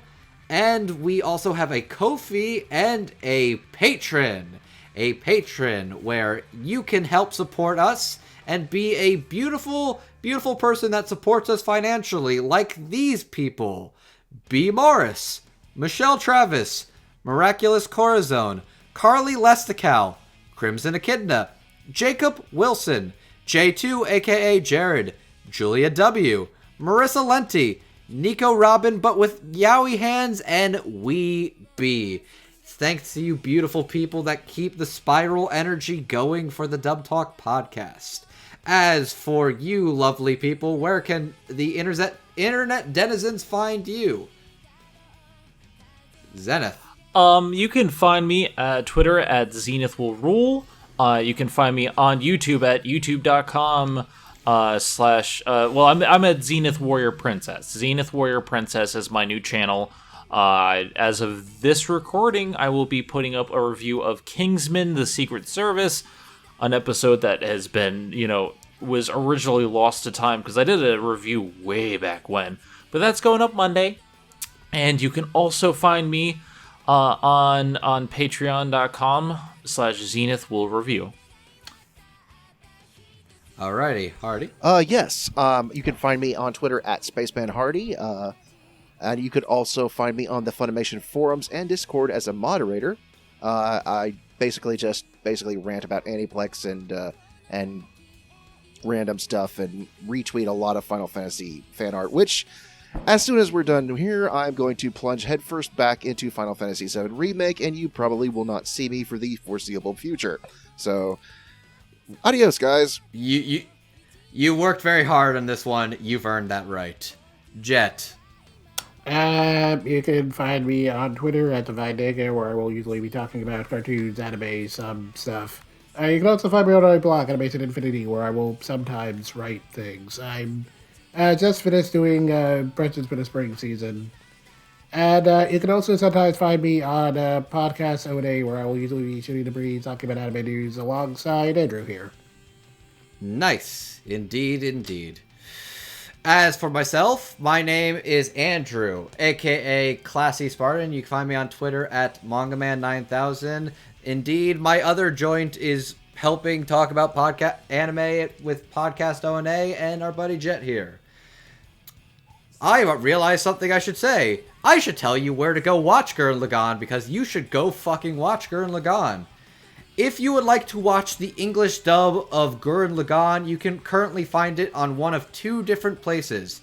You can find the dub over on Netflix, as it is still available right now, or as of the current partnership with Funimation and Aniplex of America, the dub is now also streaming on Funimation Now. So if you would like to give this show a watch, you can find the dub over either on Netflix or on Funimation Now. Either way, both services are entirely worth your time.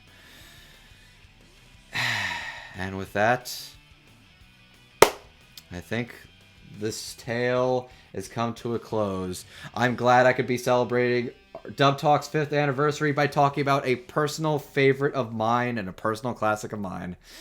And with that, gentlemen, ladies, shall we shout it? Shall we say it? I can't, because it's like midnight and I'd wake my parents up. Yeah, it's Fair literally 1 in the enough. morning, so I can't shout at all. Are you not Well- aware of who I am? All I'm going to ask you, dear listeners, just who in the hell do you think we are? Who are we, guys? We're Dub Talk. Team We're Dub Talk. Team Dub Talk. I'm Zenith. Oh, come on, you're Team Dub Talk too. Hey, Don't blow I'm it. part of Team Dub Talk, but I'm Zenith. All right. Are you not aware of who I am? Dang it. Anyways, this drill has pierced through the heavens, and with that, we wish you good night, and otaku on, my friends. Good night. Good night.